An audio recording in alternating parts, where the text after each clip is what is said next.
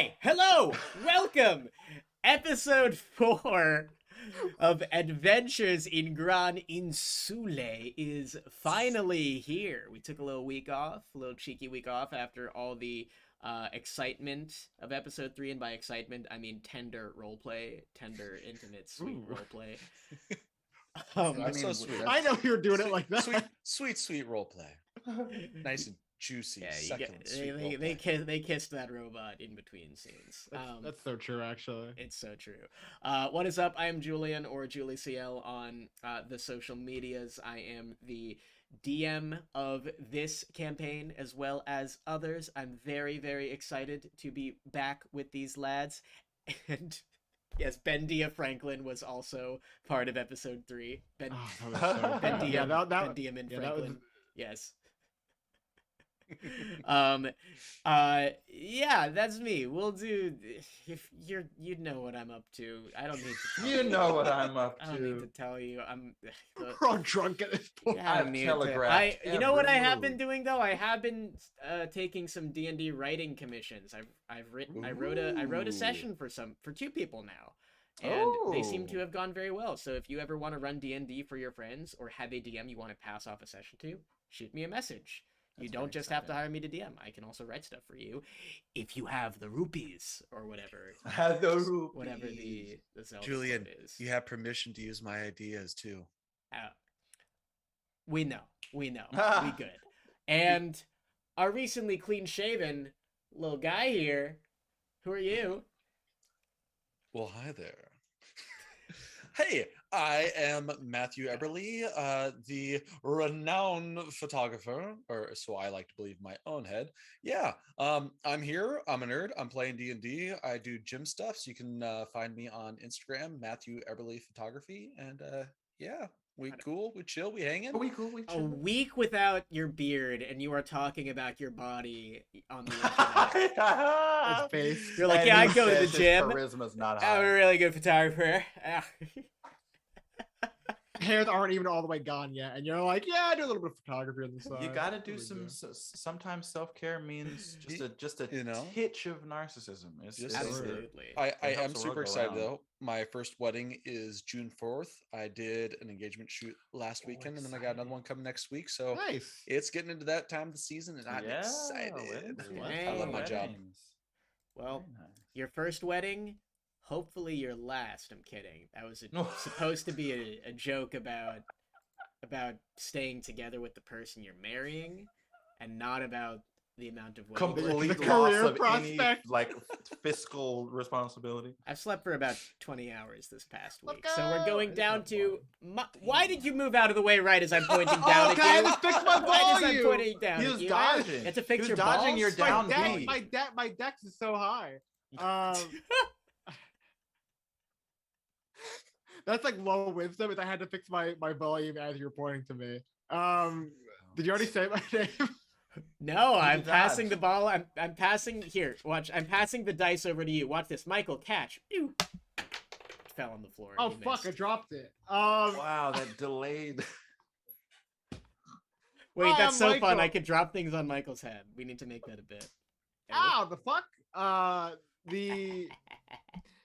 I'm Michael. You might recognize me from the campaign you're watching right now.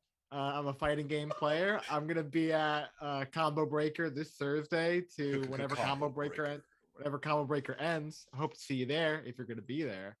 And Boston's leading authority on Michael Myers movies. And name one. So I Married an Axe Murderer. Oh, okay. I went for a niche one. Pretty fucking good, huh? Yeah, I have nothing to say to that. I have a high wisdom stat, a low strength score, and wavering charisma. And you can follow me on Steam_Gorilla for fighting game things. Amazing. And now I'll throw this die down to Malik. Oh, it's like Thor's hammer. Okay, it's on the floor. I can't pick it up. I'm apparently not worthy. Did I throw it the wrong way? No, did you throw it the wrong way? Oh, I threw it the wrong way, but Malik caught it the wrong way. I see. It sent a force. It's like a Doctor Doctor in the Strange other direction. Like Yeah. I'm in a different multiverse where gravity's backwards, guys. Don't worry about it. I'm gonna leave. I make music on occasion with my band Astral Emissary with a friend of mine named Rachel.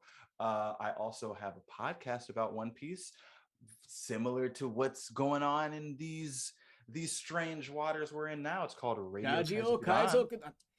I know. Yep, there you go. You can listen to it anywhere. I think I'm pretty at least one platform that has podcasts probably has it.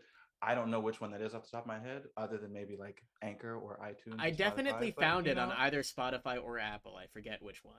Those are the most important ones. If you're using any random third-party podcast app, good for you, because those people like deserve it for the work they do. But I don't know if you'll find us there. But if you do, download it, tweet us at Radio Kaizokudan, and yeah, that's what I'm working with. Woot woot. Oh, also my dump is Constitution because I think I got pneumonia like twice when I was a kid and was sick for like a month. It's not great, but my charisma is through the roof, as you can clearly tell from this intro. So at 20. Absolutely. These y'all are forces. Y'all are charismatic forces. So that being said, let's have a little recap of the last session before diving in to the adventure. What music am I going to put on for the recap? Because that keeps the energy up. Let's do this one. If it's too loud. Burlesque tavern music. Oh, hello. No, we're not doing the tavern music this time. We're doing the pirate theme. Let's go. All right, Ahoy. so last time on Session 3 of Adventures in Gran Insulae, the hover ship you all had acquired was blocked from leaving Volan's Island by Terra standing in your way, the helmsman of the Jade Whale, working for Lady Nephrite, who now wants you dead because you failed your mission. After a close call where she did severe damage to the ship with drive-by strikes on a sky skiff of her own, you all sailed through a lightning storm, and Diya used an absorb element spell to supercharge the ship's energy, thus escaping Terra, but dealing big damage to both himself and Hedrover, unfortunately. This kind of brought tensions to a high, scrutiny over Diya's reckless decision, but Diya ultimately does take time to reflect his black and white view of doing the right thing, having been challenged. You all arrive at the Steam King's Fortress late at night, your next destination, the closest one, possibly a place to get a new ship. It is a place of drones, weapons, compact battleship, and other advanced technology. Even though this is kind of a steampunk sci-fi world, this one blows all the other technology that you all have seen out of the water. Pun intended. Oh, yes. Oh, God. Boom. So you all are surprised to see that the Steam King was actually a soft-spoken warforged who had been running this business by himself for the last few centuries. So you decide to have dinner with him in exchange for a new ship, sharing bits of information about yourselves along the way. And then after dinner, Sylvia approaches the Steam King with her compass and learns that it is a map based on the movements of the tectonic plates, possibly being inferred that this could lead to your ancestral blade of your family. Hedrover, meanwhile, searches the library and combs through the Steam King's journal, learns about his history, originally as a statistician robot named Damien, who has grown to what he is now, and also searches for any information on the dark magic of the world, learning about his own divine connections. The closest thing he could find was a book that referenced the nation of Dalavar, a place built on a hellmouth far to the south of here. Diya, meanwhile, modifies one of the Steam King's drones to act as a companion for him, and he shows immense gratitude for it. The next morning, you are all hustled out by the Steam King's drones, Sylvia and Diya catching a glimpse of a Navy Vice Admiral with a strange conical scabbard meeting with the Steam King.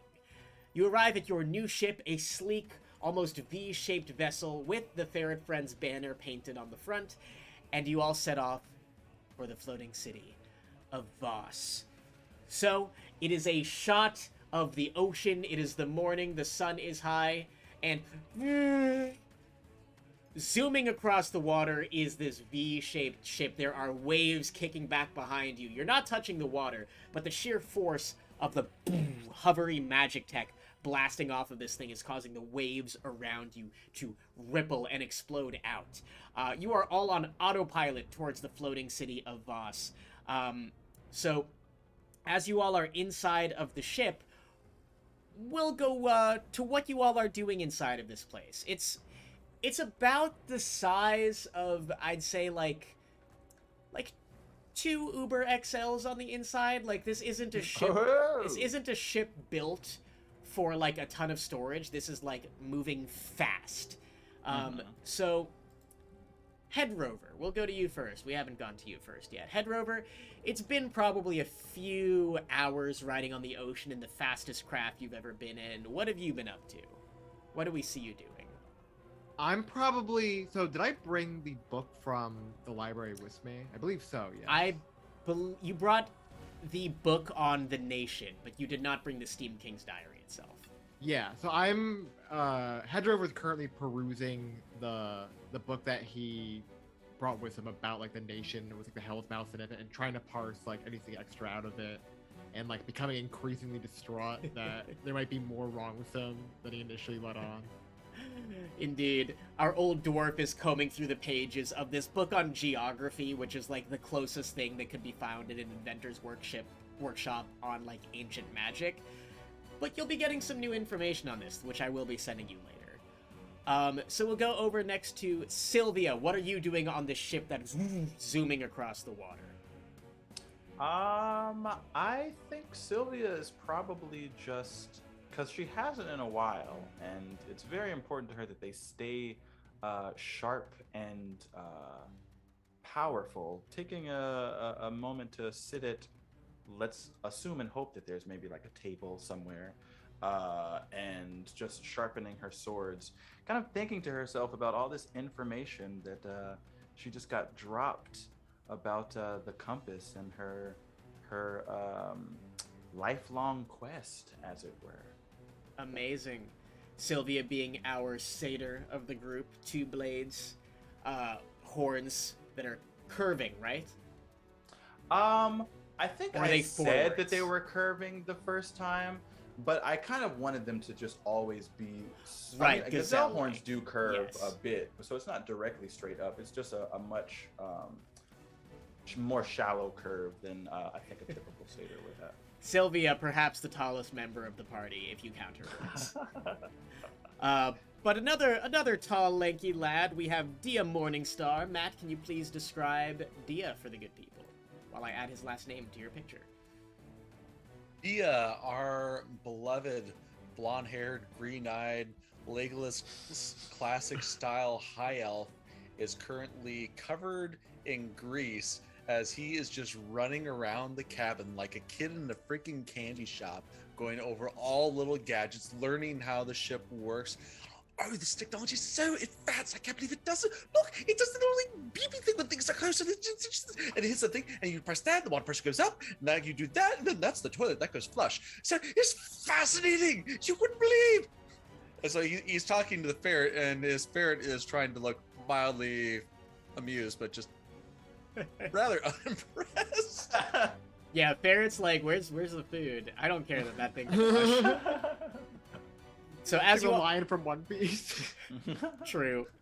So Where's the as you meat? all are charging across the water, you hear some pings, and the little radar that is basically the closest thing to a map starts to get a ping in the very far distance, and you hear the voice of the Steam King again, and a like little Star Wars hologram of him appears very briefly up front, where he goes, "Hello, this is another prepared pre-recorded message set to activate once you are approaching the floating city of Vaas.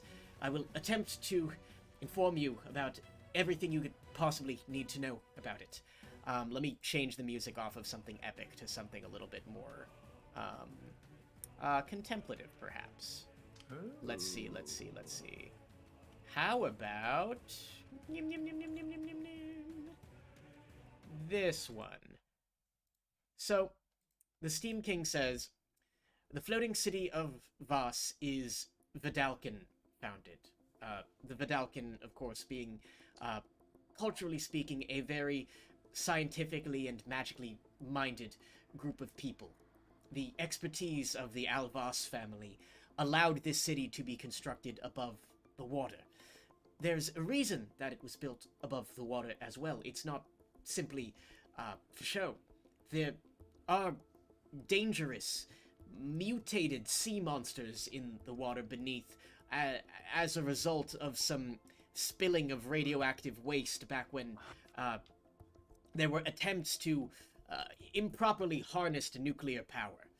So this area underneath Vaas is referred to as the Dark Sea, referred to because of the dangers in the area. So the city floats above the water to stay away from the horrible mutant creatures beneath. Now, the city itself is divided into 4 districts, 2 residential districts, and also 1 governmental and technological industrial district. The dock is in the industrial district, and from there, you may do as you like. I do not know what specific goals you all had. From what I understand, you were lacking in money, so perhaps there are job postings you could take up in a city like Vaas where it's difficult to get to. They are often seeking hired work, and I believe that I spoke to Miss Sylvia Etherhorn about meeting with a woman by the name of Liren Avoy. She is or Evoy, rather. She is a weapons expert. So those are some possible things that you can do in the city. I don't know if you plan on staying there for a very long time, or if you plan to simply spend your time there and move on. But either way, that is all the information that I have recorded. It was a pleasure working with you, and I hope to see you again one day. The hologram turns off. Hey, little robot. What a nice young lad. I rather liked him. I thought he was quite nice. You know who did not seem very nice? That big fella that we had to really unceremoniously be, I guess, judged out from? Yes. Why was that? Why? It's just the Admiralty. Why would we be afraid of him? Diya, how do I put this? Everything we've done thus far has been illegal. What? We're pirates. We're plundering and killing things with reckless abandon. So we're not in good graces with the law by any stretch of the imagination. No. Illegal's a strong word. What's the nicer word? We were contracted out. Frowned upon, maybe? We're pirates.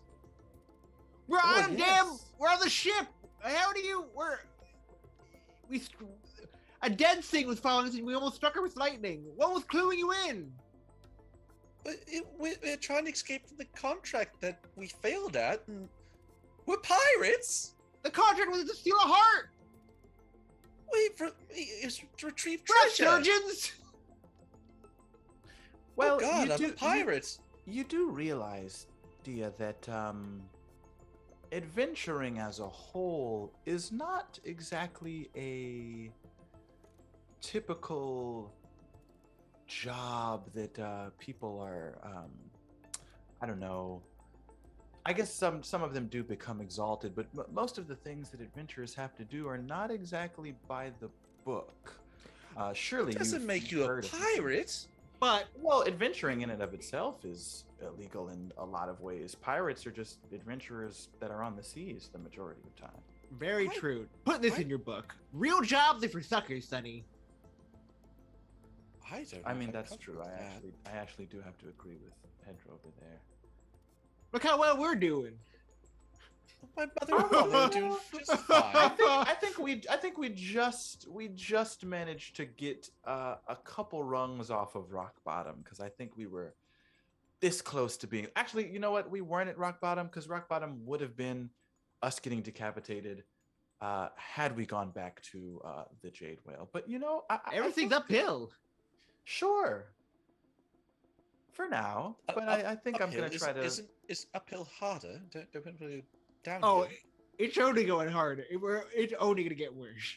I think as long as we take stock in our past experiences and try to make sure that we don't, make any of the same mistakes because there were a couple. We don't need to, go into them. I like side eye at Hedrover, and just we really want to try and lay new ground with a fresh perspective on how we're gonna approach our adventures from now on, just to keep Sylvia, ourselves safe. But home free, we have a ship now. We have I don't know if I'd say home free. We have the open sea in front of us. We've escaped pursuers. Ooh. What do we have to worry about? Well, okay, let's not count the chickens before they kill us. And right as Diya says, what do we have to worry about? God. There's a Oh God. rumbling from the water beneath you. And there is a moment where very suddenly, splashing out of the water far in front of you, you see what looks like a giant, unsure if it's more eel or more fish, but it's very front-loaded, very heavy up front, and its fins look almost like wings. And this thing is huge. It is like ship size in and of itself. This giant serpent with wings. Well, we're gonna die here. And then there's another ping on the autopilot of the ship. Autopilot engaged. Danger detected. And then you all suddenly feel the ship kind of vibrate a little faster and like launch itself upwards over the area where you see a few of these similar creatures going. There is a brief moment where you all are flying through the air. And you can now see there is a shimmer of light, and the cloaking device around the floating city of Vaas, now that you are this close, renders itself visible to you. You are all hovering towards this giant quadrant, giant 4 quadrants of a giant city. It is gold, blue, and white, primarily, as you all are floating up towards it. And welcome, everybody. Above the dark sea, home to mutant monsters, you have all arrived at the floating city of Vaas. That is so bad. So badass. sick. And your hover ship is pulled in by an aura around the city. It seems that there's a natural docking mechanism for all hover ships. So that you're not just kind of flying blind, the autopilot releases and you're all just kind of like tractor beamed upwards. That is so awesome. Yeah. Oh, shit. You all are pulled in, and as you hover up above ground level of the city, you see a number of different tall buildings around you. Most of these buildings are a cobalt blue.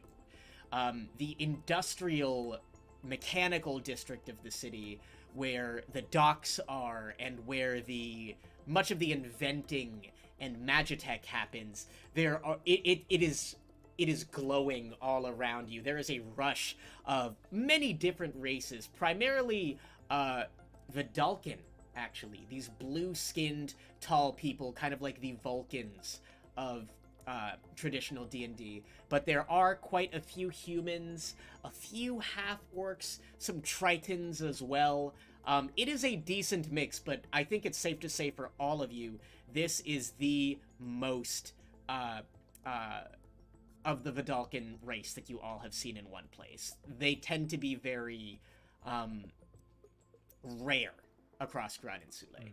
So, here you all are in the city. It is hustling and bustling around you, but it's not the type of city that you all are used to, like a port pirate city, where people are, like, yelling at one another, "Hey, where you going now?" Like, this is... Everyone is kind of like, this is... Brooklyn, I'm pillaging here. Hey, I'm pillaging here. Hey, Give me a fucking pirate ship here. This Vaas is a little bit more like Tokyo would be. It's very crowded, but everyone has a place to go. Everyone knows exactly where they are going. They've done it every day. They will continue to do it every day, as there are clangs of machinery all around.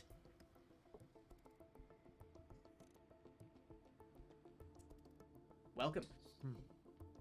Okay, this is You're pretty nice. We can stay here for a little bit. just a little overwhelming, but beautiful, I have to say. This is. Oof. It's been a minute. You've been Diya here is before? just so fucking. No, I mean civilization. Oh, It's been so long. I'm sorry to hear that. Diya is so excited. He's running onto the ship, off the ship, on the ship, off to the ship.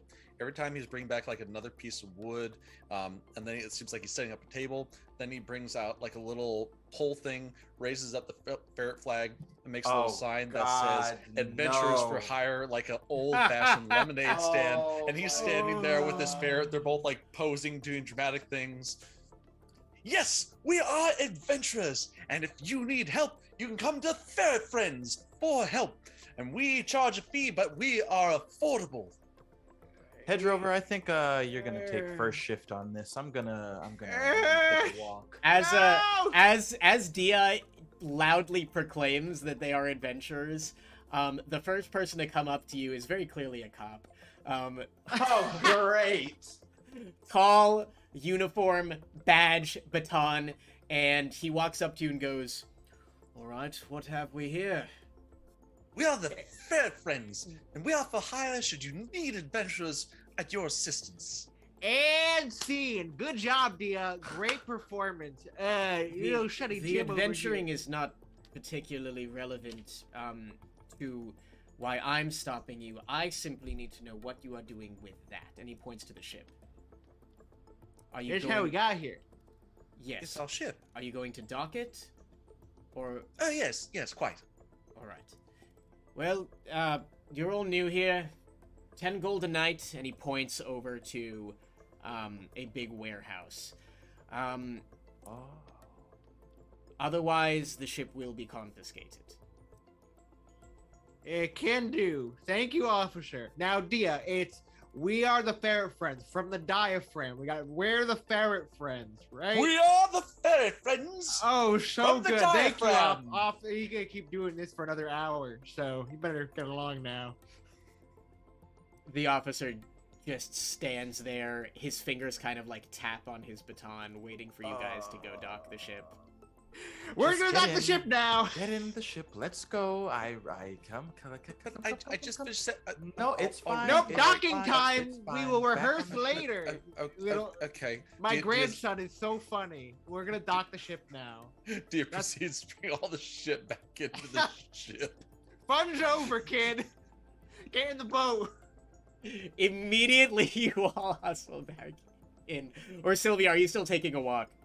I think I want them to do it. I'm just like go. Yep, and then you're I just am hustling them along, kind of Yeah, yeah, appeasing yeah. the officer. Yeah, literally trying to be like, Mom, get in the car. I gotta go take care of this. Amazing. So you kind of slowly pilot your ship over to where the dock is. Diya.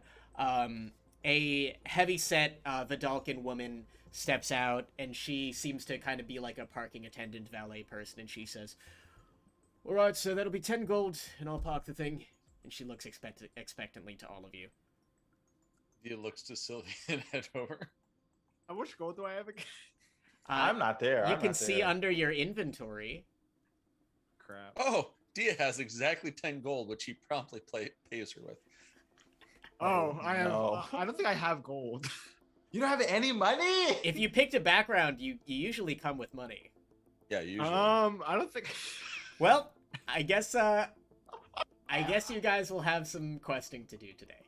Oh my god. Hey, The one with the Shetty. most gold at 25, me, is not there. Yeah, Shuddy, now here's another thing that we gotta learn.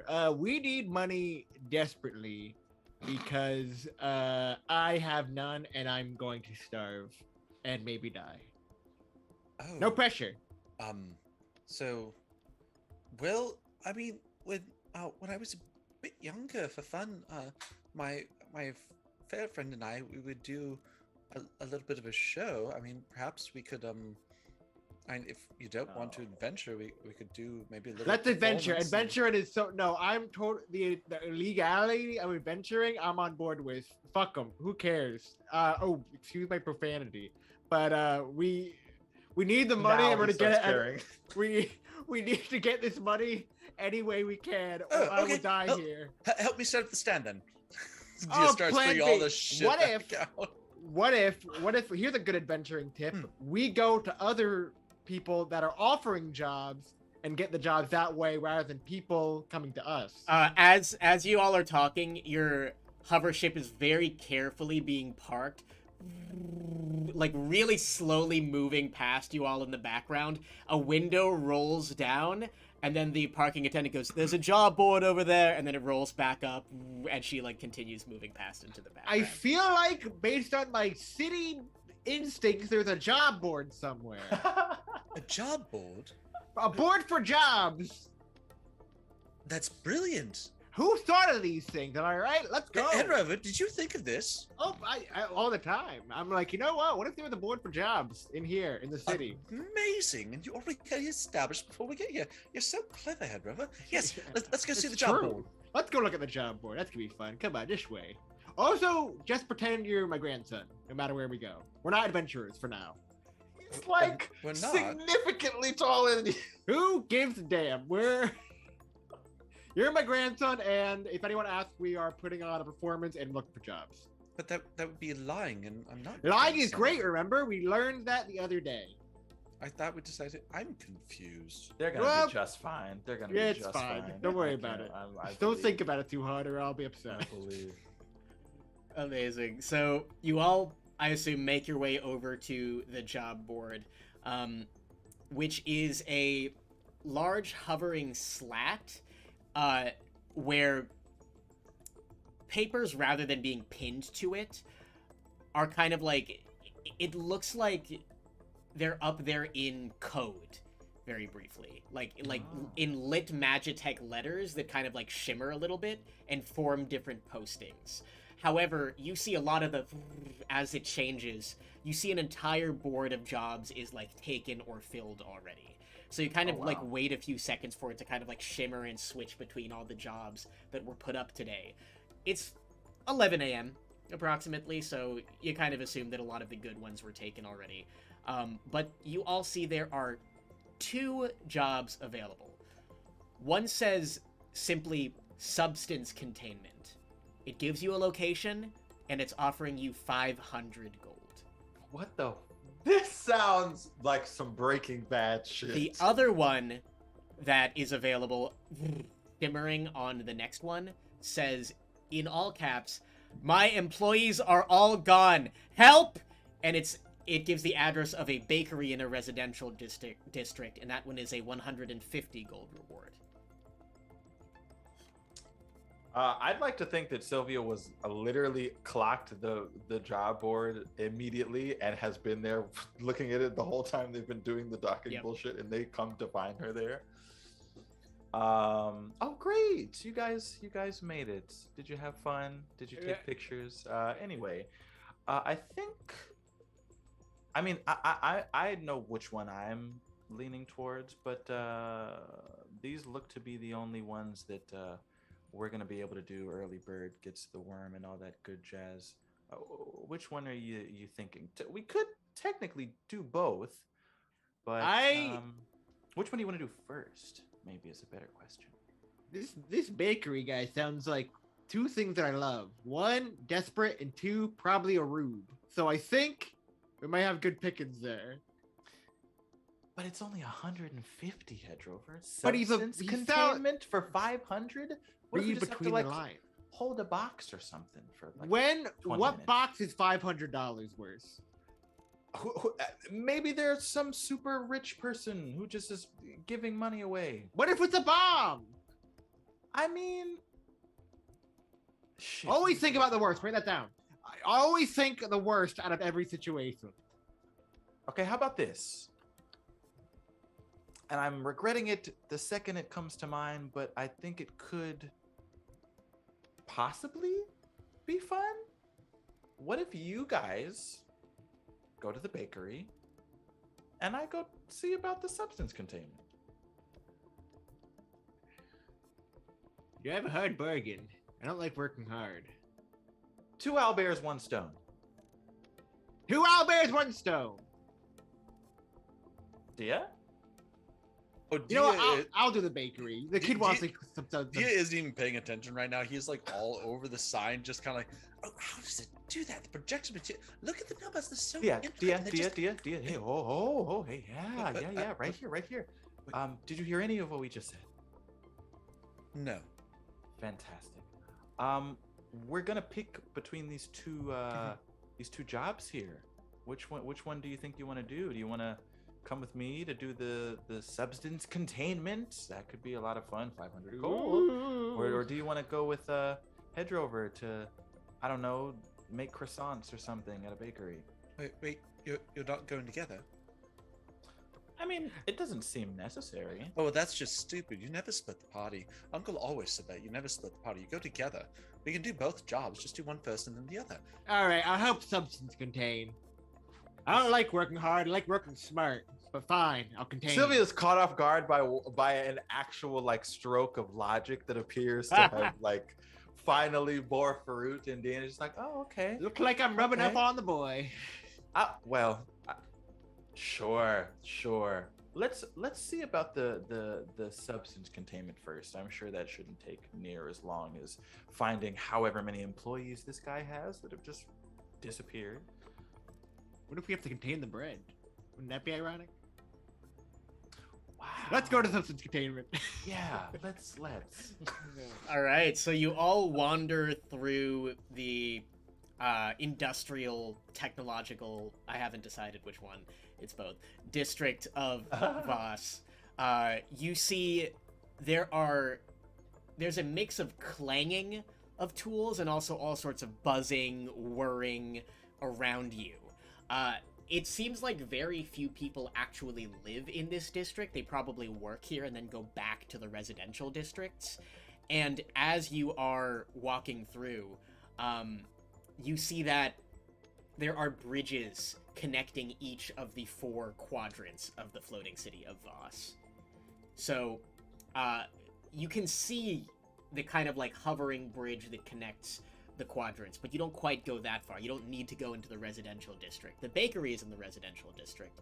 You all are going to a large factory right on the corner. So you all enter this unmarked factory, Oh boy. and it is very dark inside. If you do not have dark vision, you probably cannot see. We don't just enter. Dia like kicks the door open. We are the No, fair friends, and you're we are doing here what? to Can I roll? Can I box. roll? Can I do a to try grapple and check? Block his foot from kicking If because you want to I've make seen a this strength happen enough check, times. you can. Yeah. Let's Okay. just say, Dia, what's your strength stat? Like, is it 12, 10? 8. Okay, I'm if you 16. beat, I an, grabbed if you my beat an check. 8, then you successfully grabbed Wait, Dia. can I also? I got an grapple? 11. I got an 11. Okay. I Okay, already got him. Dia, you try to tackle the door. Sylvia just wraps her arms around you and like locks you in like an effortless grapple. Okay, wait, hold on. You're good. This is fine. Don't worry about it. Sylvia's here, okay? So what we're gonna do, okay, remember we were gonna exercise some caution. Restraint. Restraint. Yes, Hedrover, good. Uh, We don't want to just bust in the door everywhere we go. Tactful approaches are good, you know? In a lot of ways, we're treating our foot like a lightning bolt and the door like the body of a friend of ours. You know what I'm saying? Where we don't want to strike the lightning bolt on the body of the building. You know what? Let me paint a different picture. Imagine someone was alive and then your reckless endangerment killed someone else. You know what let's like this abstract enough for you? I We're was just just trying to make a good first impression for our first job, but I didn't You realize know, I was kicking gonna someone's kill door somebody in. Normal employees, they're like, I'd like to apply. That's a cool. That's a fun way to introduce yourself. I'm sorry, I didn't realize kicking doors down were going to kill people. What should we do then? Let me try. Can I? Let me give a crack at it. I'd Uh, like to can- apply. Can I knock on the door? Yes, you can. All right, Hedrover knocked on the door and says, "You're here for the job. We want to contain a substance." There is the sound of a large latch, and I thought it was a gun.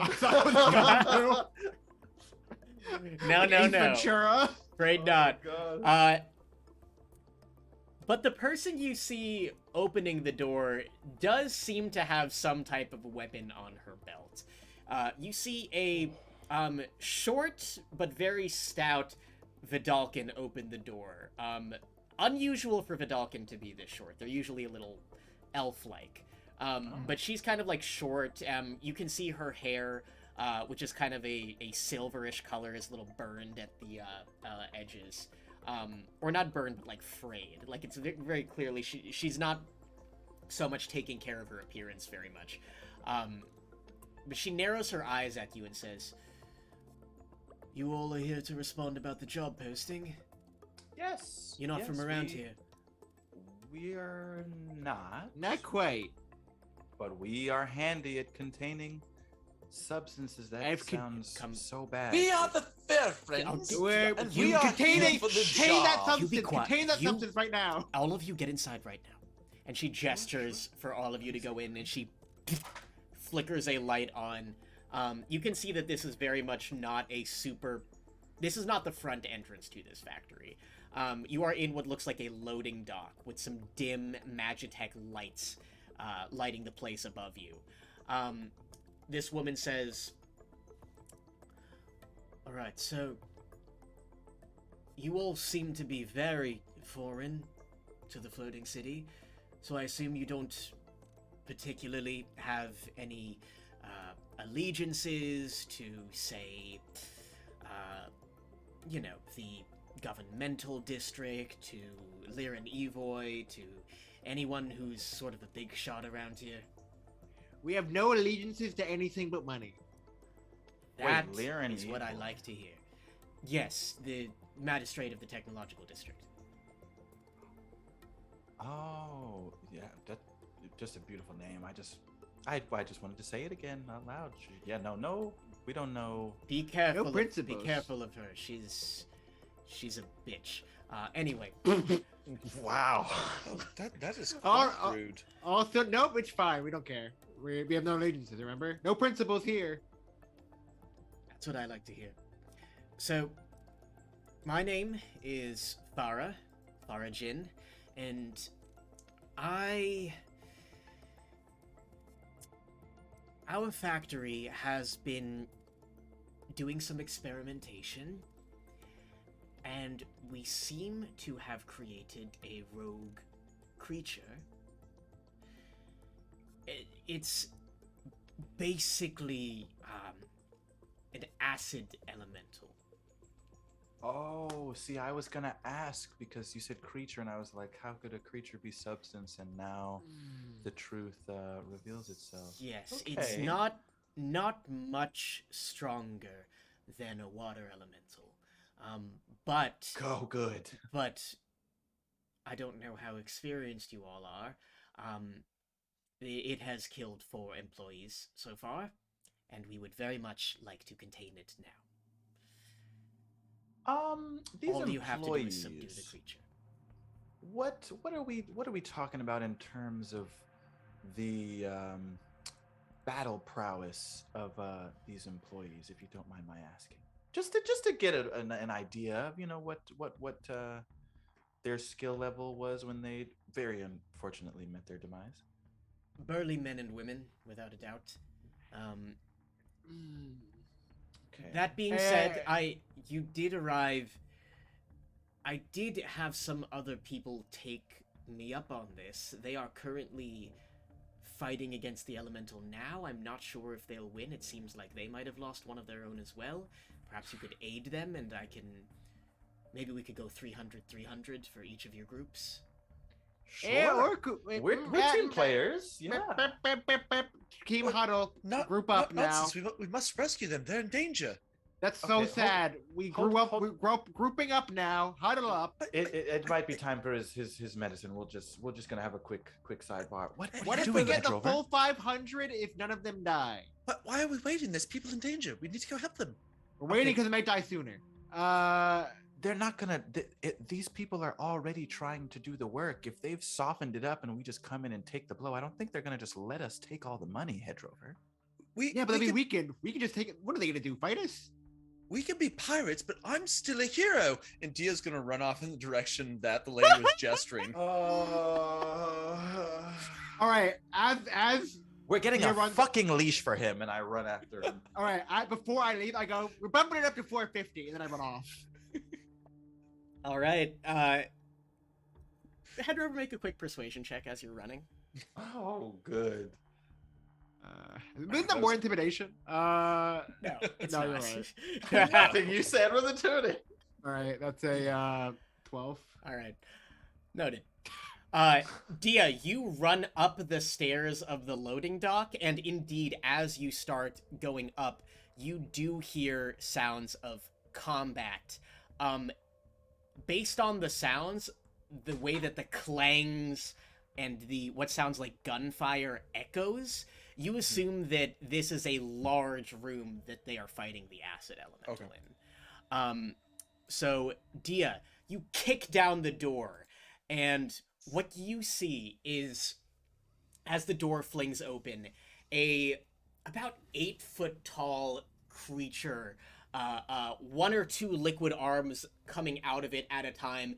You see that it reaches through a person wielding a scimitar and a crossbow, and it almost immediately burns their face, and then they just drop to the ground. However, as this is happening, you see a spray of bullets from the other side of the room slam into the acid elemental. Sylvia and Hedrover, where are you?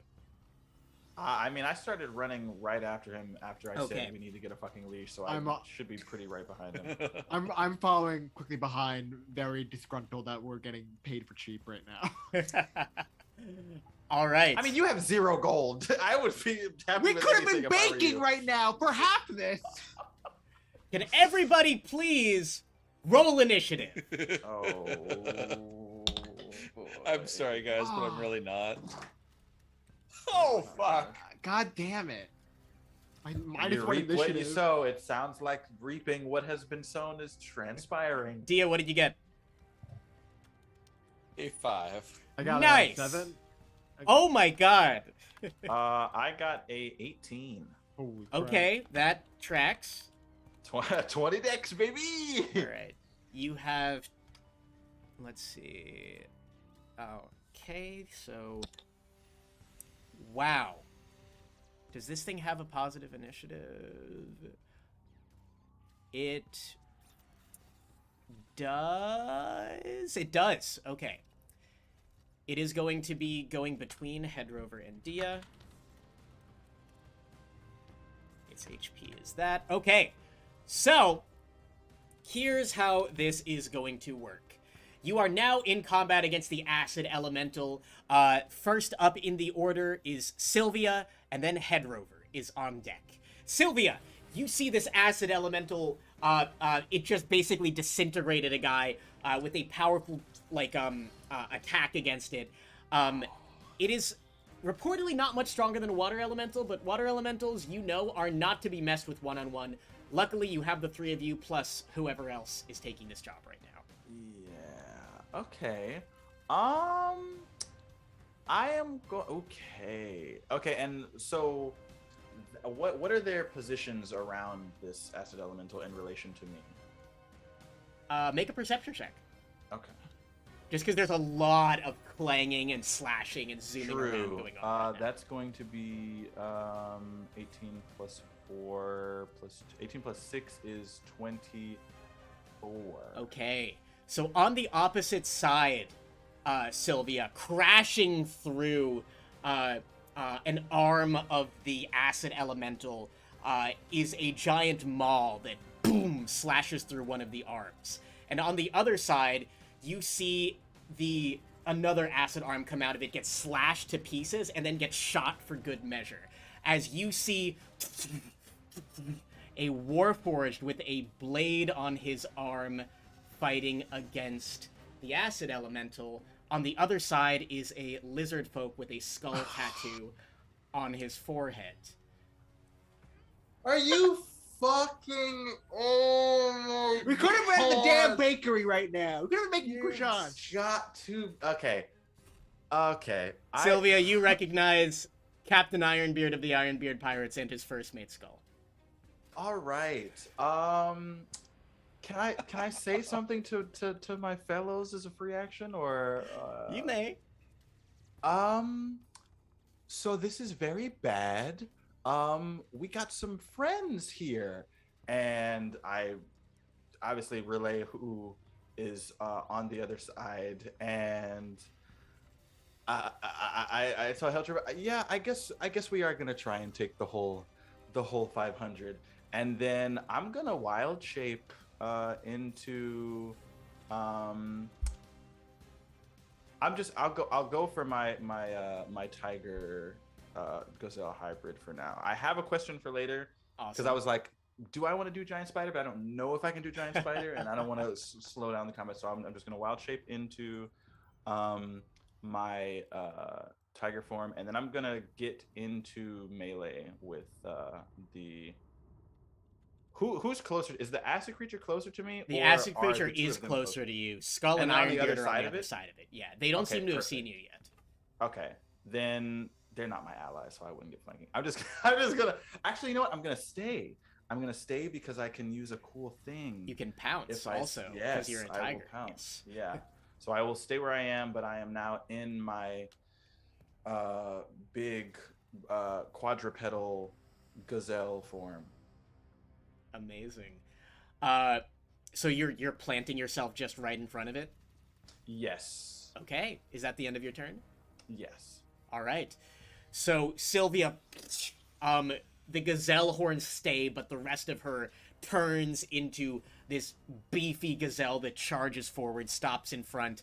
Ironbeard and Skull are too busy fighting to have noticed you right now. And believe it or not, everyone rolled like a 5 or below, so Really? Hedrover is Wow. next. Let's go. How far am I from the slime and my two lovely companions? The It is Ironbeard and the snake. it is a good 20 feet away. It's not that far. Oh, okay, it's not far. Well, the acid elemental isn't there on the other side of it. Okay. So, am I within 30 feet of all three of them at this point? Yes, you Or are. no? Okay. I'm gonna cast Bane on all three of them. Oh, Oh, shit. All right. So, what type of saving throw is this? It's a charisma with a save of 13. Okay, here we go. Ironbeard and Skull save, the elemental fails. Awesome. Wow. Who would have Works out. thought a fucking bucket of bolts has high charisma? He's a pirate captain, and he also That's rolled fair. he also rolled a 17 plus. Oh shit. Plus Well, 2. That'll do it. So Hedrover, what does Bane look like when you cast it? Bane looks like a sea green miasma kind of like floating through the air and has like the waft of like a bog basically. Amazing. So this energy seeps out of you, passes through the acid elemental, which its form kind of liquefies for a second before it keeps itself back together. It's gonna lose a D4 on all of its attacks and checks.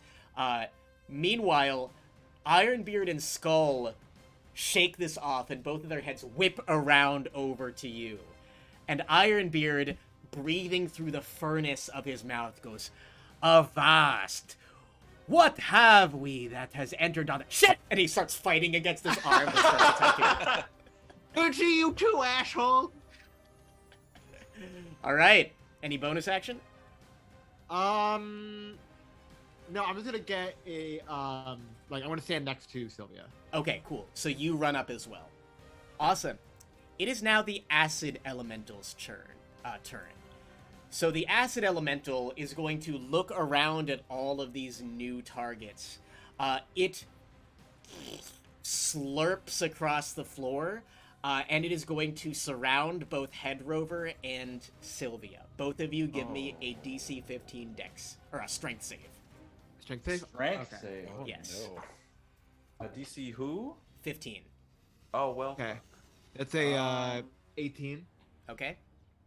Oh, I got a 12. Okay. Can I do? Is it so? That's not an attack. This right? is That's, not an attack. This is a save. Oh, I can't protect. unfortunately. Okay. No, you cannot in this case. So Question, by the way, yes, is acid considered a type of poison, or is it like its own thing? it is a separate type of damage. Got it. Okay. So Hedrover, you are completely unaffected as the creature tries to whelm you, kind of like slithering over to you. You dive out of the way and, for good measure, just swing your mace to knock it away. However, Sylvia, while standing your ground, you're kind of not able to retreat quick enough.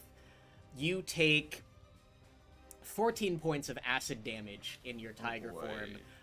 Okay. And you are engulfed by the elemental. You cannot breathe. Oh. Mm. I'll get out of there eventually. Don't worry about it. Amazing. Remember when I said we'd do the bakery? I remember. I can't hear you, but I'm so pissed. Yep, Sylvia, you are. see my mouth Yep. moving aggressively. I probably can't see shit. It probably just looks like fucking Flubber's insides for me right now. like talking to myself. Sylvia, you got swallowed by the Flussy. Diya, you're up. Oh no! Not the Flussy. Diya comes running into the room after Sylvia and Hedrover have blown by him. He sees Ironbeard. He sees everyone else. He goes, I don't care if you're my enemy. You're in danger, and I'm here to protect you and my friends. And he runs over and he casts Frost Fingers on this gigantic glob. All right. Now, as an elemental, is he considered magical? Or is that something else? What do you mean in regards to this attack? So the reason I asked this is Frost Fingers specifically freezes liquid that's non-magical. So I don't know if elemental is because they're living, if that counts as magical. So if it's just a biological there is thing. a very specific stipulation that applies to water elementals and this type of elemental as well, which is that it does affect it. It's not an auto success. You were going to attack it like a creature, but the ice is going to have a special effect. So it's actually a con saving throw for the creature, and they have that -4 because of our boy's Bane. Yes, they do. All right. Oh. I'll roll and you'll roll, and we'll see what we get. All right. And I am upcasting this. Okay. Minus how much? 4. -4. 14. The con save is 14. So it. How do Did you I rule forget? those? I like to yield do to it the in favor of offense the attacker. generally. Yeah, I like to Yeah. yield to the offense. So, Diya, you succeed. Sweet. Wait, so were you this rolling to see what the save would be?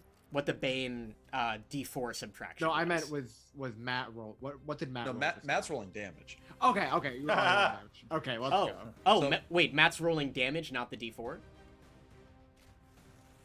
Sorry, No, I'll roll roll- the D4. Yeah.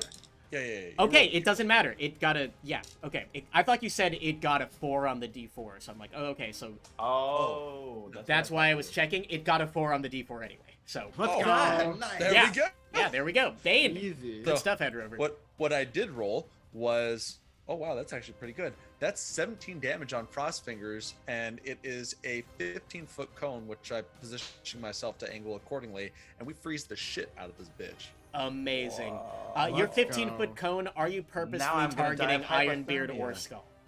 No, absolutely not. I'm protecting Okay. them. All right. Mm. Ice blasts out of your free hand. The elemental starts to slow. Its movement speed is reduced to 20 instead of 30, and I'll say that Sylvia or anyone trying to pull Sylvia out will have advantage. I was going to say, thematically, the idea that I like is I set the cone up so it hits that ligament. It doesn't hit Sylvia, but it hits that ligament, and so it kind of freezes just where that ligament is, and kind of like almost quasi severs it off. Amazing. All right, so you did a good chunk of damage to it, Diya. It is Ironbeard and Skull's turn. Ironbeard looks to you. He tried to cast a spell on me. I lift up my one eye patch, wink, and then they put it back down. I keep forgetting you have an eye. Make a. Oh god, I'll say survival check in this case because we were just talking about this. So Forbidden it's on the mind. slushy.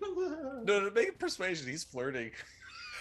No, that was very much like a smarmy being a piece of shit. So that's survival, you said?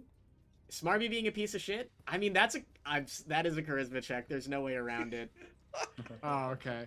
What was it originally going to be? Why did you mention survival? Survival. Why'd I mention survival? Because we were talking about survival checks earlier, and I wanted to be nice. But no, you're doing smarmy. This is a straight up persuasion. Let's see if he finds it endearing or if he hates it. 14. Ironbeard, the blade coming out of his metal arm starts glowing red hot as you see the furnace behind his teeth start glowing as well, and he starts attacking the acid elemental. Like, to be fair, you That's shot us so first, so Yeah, call the it boy even. didn't know. My like confidence is waning now after seeing that. All right, so Ironbeard successfully connects with one of his searing blade attacks. It seems like he's had some upgrades. That is going to be 9 points of damage against the elemental. And Skull is going to attack as well. Skull has gone through some upgrades as well. He is a barbarian now, so he is going to reckless attack this thing. I love these Oh, two. wow. Out of character, I love these two. All right, so that is definitely a hit. And that is definitely a hit because he's reckless attacking. A maul is basically a bludgeoning version of a greatsword, so it's going to deal 2d6. Oh my god. 15. 15 plus a million. 26 points of bludgeoning damage to the thing. oh, Holy damn! fuck. Halved Halved because it's bludgeoning. because this thing has resistance to non-magical attacks. That's fucking. So still nutty 13 professor. points of damage, if I did my math correctly. I said 26, right? Okay, so So as he does that, or as they do that, Diya's gonna look at him and kind of make direct eye contact with Ironbeard. I did more.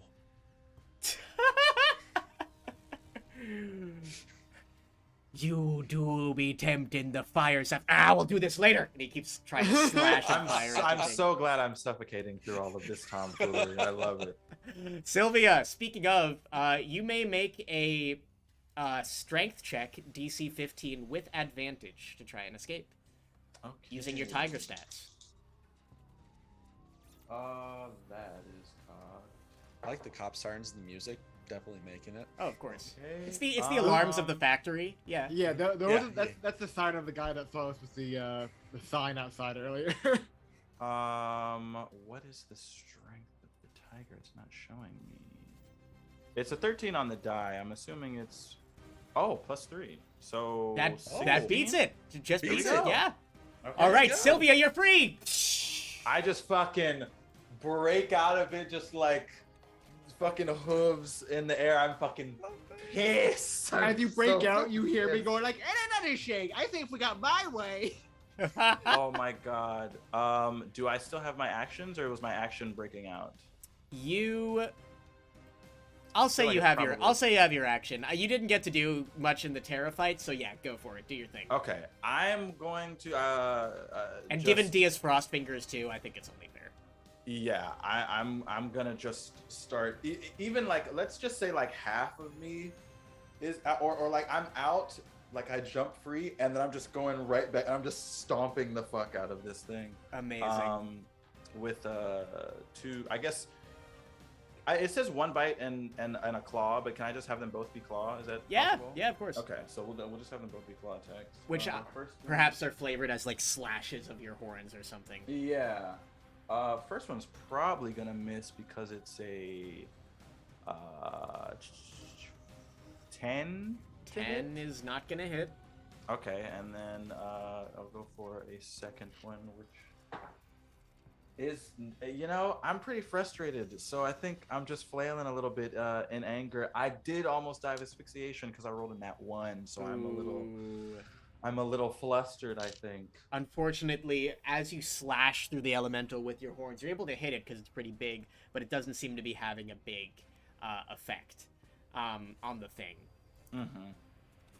All right, so unless you have a bonus action, I believe that's your turn. Do I have movement at all? Yes, you do. I'm going to see that I'm like, clearly I need to take a second because I'm letting my frustration fuck up my like ability to do what I need to do, and just like do a little bound and back off my Can I do my full 40 feet, or would it be You're gonna get an opportunity attack from leaving melee range, but That's true. up to you. Fuck it. I'll take an opportunity. And then you can do your pounce next turn if you want to, or something. Okay, yeah. Because I want to try to get back. I mean, I don't know if this thing can be knocked prone, but I guess there's only one. That is a 18 to hit. Yeah, that'll definitely. It's hit. going to deal 8 points of bludgeoning damage to you as a liquid arm just wham slams into you as you try to back up. Can I protect as a Oh, yes, reaction? you may. Oh. Now it is a 14. Does a 14 beat? Yeah, Tiger's 12. That's pretty low AC. Unfortunate. That's okay, but Yeah. that's why Sylvia runs out of HP and is still a fighter. So, you are slammed by the arm of this creature, but you kind of like have time to like get back and get ready to charge again. Yeah. All right, so that is Hedrover. You're up. Cool. So it's taken damage at this point, right? It has. It's taken an okay chunk of damage. It's Okay. a little wounded. Nah, I'm gonna go all in. I'm gonna. So it's resistant to physical damage, right? Like Seems like it. So a melee spell attack, does that count as physical damage, or is that magic at a melee roll? It is, for example, if it's inflict wounds, that is necrotic damage, which is not Got bludgeoning, it, so it's piercing, not- slashing. okay. Yeah. So I'm gonna cast inflict wounds. All right. So may. roll the d20. Okay, dirty 20. Definitely gonna hit. Give me that 3d10 or whatever it is. Cool. So 10. And Okay. Then 6. Or that's Oh, 9. oh. Up and down. Wait, what? 15, 10 and a 9? and a 5. So that's. Oh, wow. 24? 24. I'm Wow. swinging. I've had enough of this shit. Hedrover. I want to be the bakery. Hedrover, we know what happened last time you did inflict wounds. You don't kill it this time, but what happens as you attack it? Once again, my eyes are rolled back, and the last thing you hear me say is, like, could have been a stupid bakery right now, and then swing at the thing as my hammer is like glowing green with sickly like energy. Amazing. You slam through the acid elemental. Ironbeard and Skull, who have never seen you do this before, just kind of like look at you in shock, and Skull goes, "What in the name? What? What?" Why are you making croissants right now? Damn it! Sylvie, maybe at some point we should probably talk about that. I just bray in approval. Acid Elemental does not recharge its Whelm, so it is going to make 2 attacks on Hedrover. That's a 12 and an 11 to hit. Oh, wow. It's a +7, but it rolled a 5 and a 4. Oh, damn. Easy. I'll beat the shit out of this thing. That's not Easy enough. clap, boys. Diya, you're up. Well, if it worked once, let's do it again. Frost fingers! All right. Save minus the Bane, which I will roll. Oh, God. Yeah, with the Bane, that is an 8. Oh, wow. Yippee! I love This that thing for is us. getting destroyed. Don't worry. I'm really Oh, going to shine in the bakery, I think. baby. I think I'm really... Sylvia's going to really have her moment. in the bakery. 19 damage this time. Oof. All right, it is once again struggling Wow. with its weakness being hit. Very nice. Holy Motown Blues. This motherfucking thing got a lot of HP. It's got a lot of HP. Water elementals are like CR6 or something. It's No, like I know. That's very really. That's why strong. when she was like, "Oh, it's not as bad as," I was like, "Oh, just a silly water elemental." Okay. Ironbeard hits both times. So with his fiery blade searing the elemental as he like slowly like glides through it, he goes, "You say you did more damage than me, boy, oh," and starts attacking. That is going to be 9 plus 6, 15, half to 8. The fire is not halved, so that is going to be 15 points of damage. I think you still beat him. Wow. Diya has a rival. Diya Wow. has a rival. Oh, good. Yeah, we're Amazing. arguing you're arguing with a little kid. Is that how we're getting our kicks now? Or are we're competing with a teenager? Ironbeard's basically Buggy the Clown at this point. Oh, he's a clown, all right. Alright, Skull hits with both of his maul attacks as well. So that's This guy's skull's cracked out of his fucking 7. mind. Yeah, I don't want that. Yeah, giving enemies subclasses will do that to you. He is absolutely juiced. Plus 4, 25, half to 13.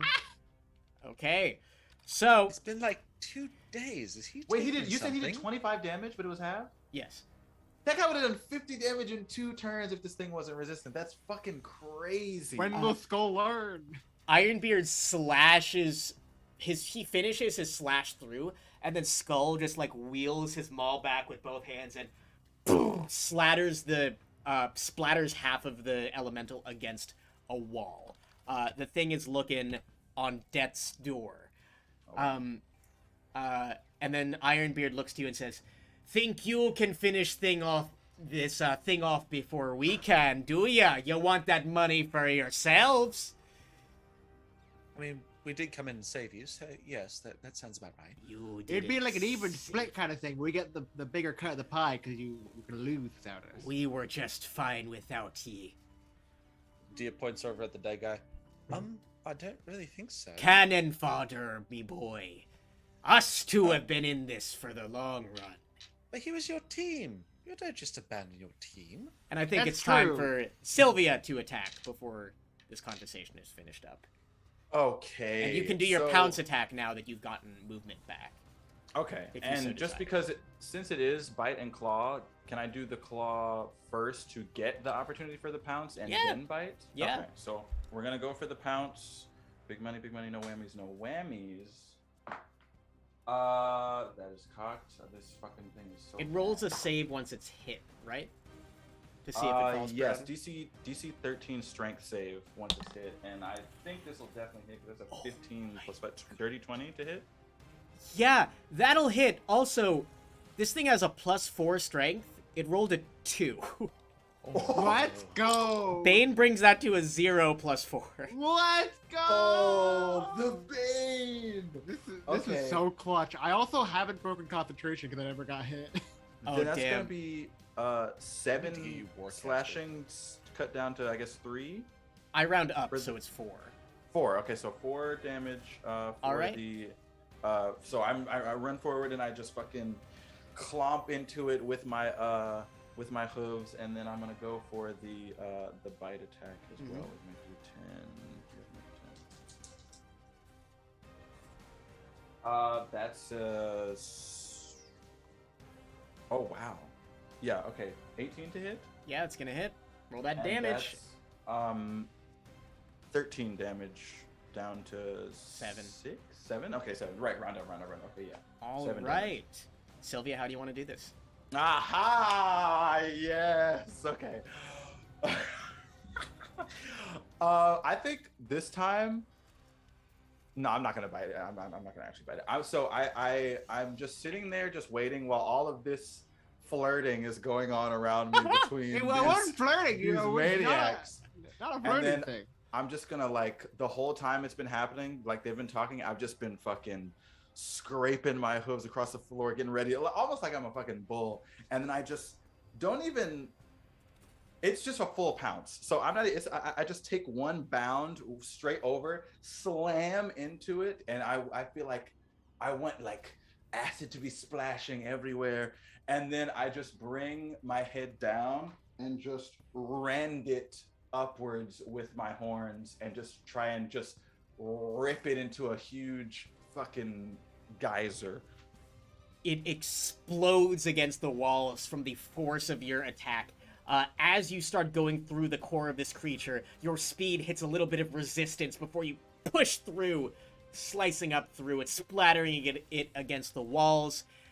And now you all are out of combat. I thought you were gonna say, and now you all need to make a dexterity saving throw. I was waiting for it. So, that being said, you all are out of combat. You finish off the acid elemental. Ironbeard and Skull do not put their weapons away, and they look over to you. Ironbeard looks to his captain, who goes, "So how are we going to resolve this? Because I see a nice open arena where we can settle our score. But what do ye think? I mean, we did just save your lives. Like I said, Skull and I were not in any danger. Yeah, well, now you're in danger. Keep talking that talk. You'll be in danger. I want to what to do. Oh. And I don't know what came over me. Look, I'm just trying to here to cut a check and get out of here. If you get your money, we get our money, and we book it. We look separate ways. So what did she say? 250 or?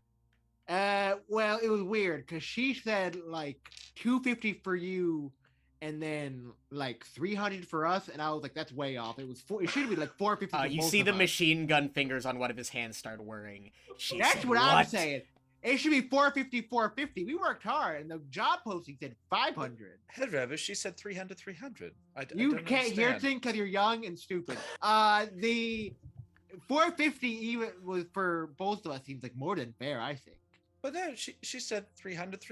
Especially if we rescued adults them. are talking right now. I break from wild shape and just kind of like am like stretching a little bit, and I just say, all right, listen. As much as I am fighting the urge to take advantage of this arena, as you put it, I think we've got a date with a bakery. So why don't we just take our cuts and forget we saw each other? Seems like you've got some wounded to take care of yourself. Skull kind of raises his lizard folk eye ridge. You're taking the bakery job? Don't tell me you're competing for the bakery job. There's No, we're way, not. We're not taking the bakery job. We have other things to do. I said, I bet I can. But you were cook more interested. scones You were, than be honest, anyway. you were interested. I was not interested in the bakery job. No. Not even a little bit. Can I make an insight check on Lizard Guy? See if he's Yeah. actually You don't need to make an insight check because what he says next is, Ironbeard is a warforged. I prefer to eat meat.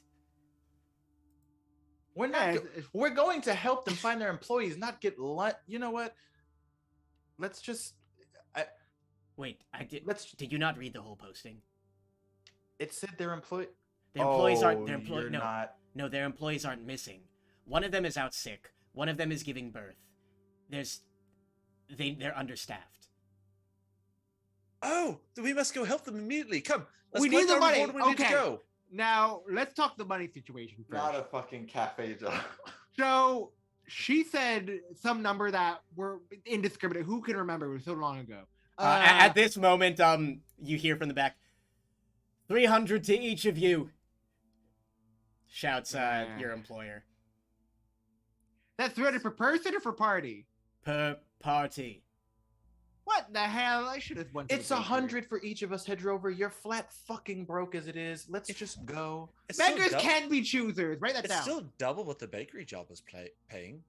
Yeah, which I don't think we're doing because I fucking hate food service. So I work in food service. I need the money. You know what? 300 is good. Thank you.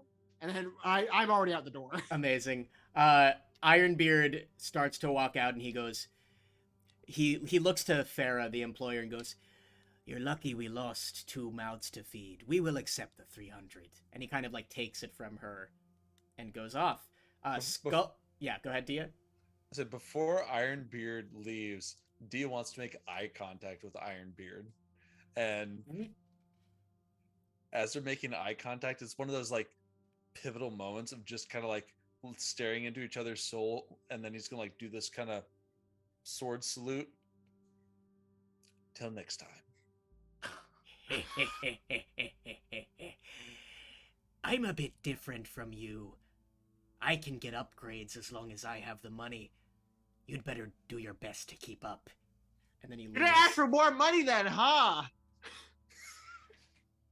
Ironbeard leaves. Hedrover, the king of walking away, but then still staying Still in shout- earshot to still do shouting some to sort of heckle. last word.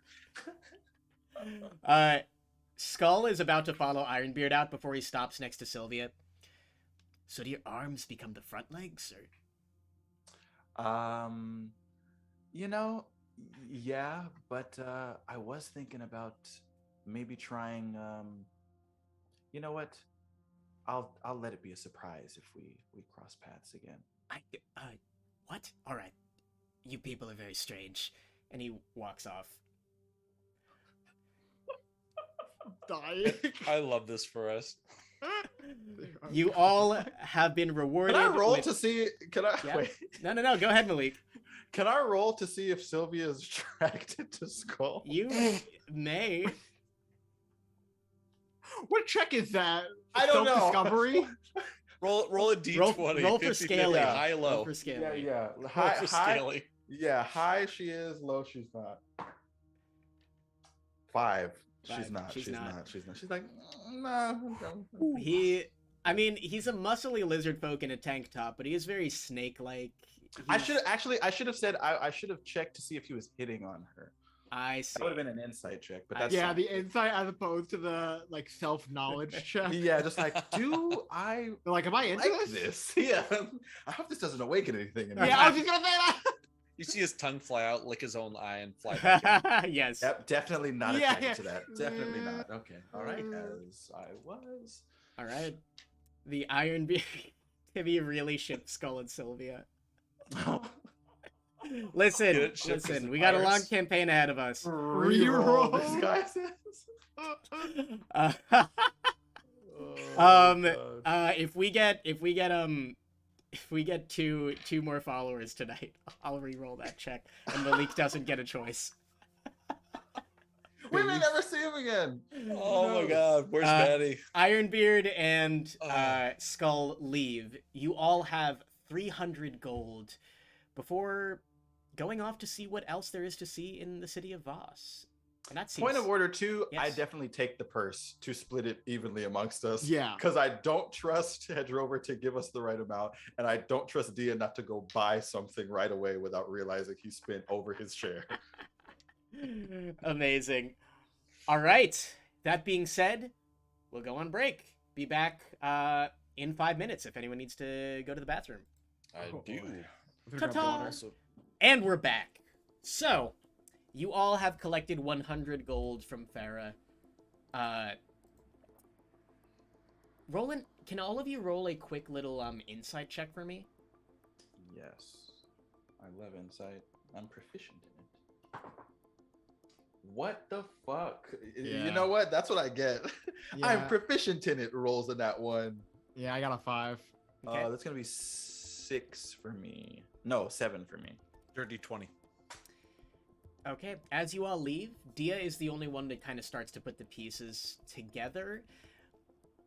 With Farah's general size and demeanor, you kind of get the vibe that she might not actually be a Vidalcan. She might be maybe like a blue half-orc trying to blend in with the Vidalcan city. So that's just something you notice.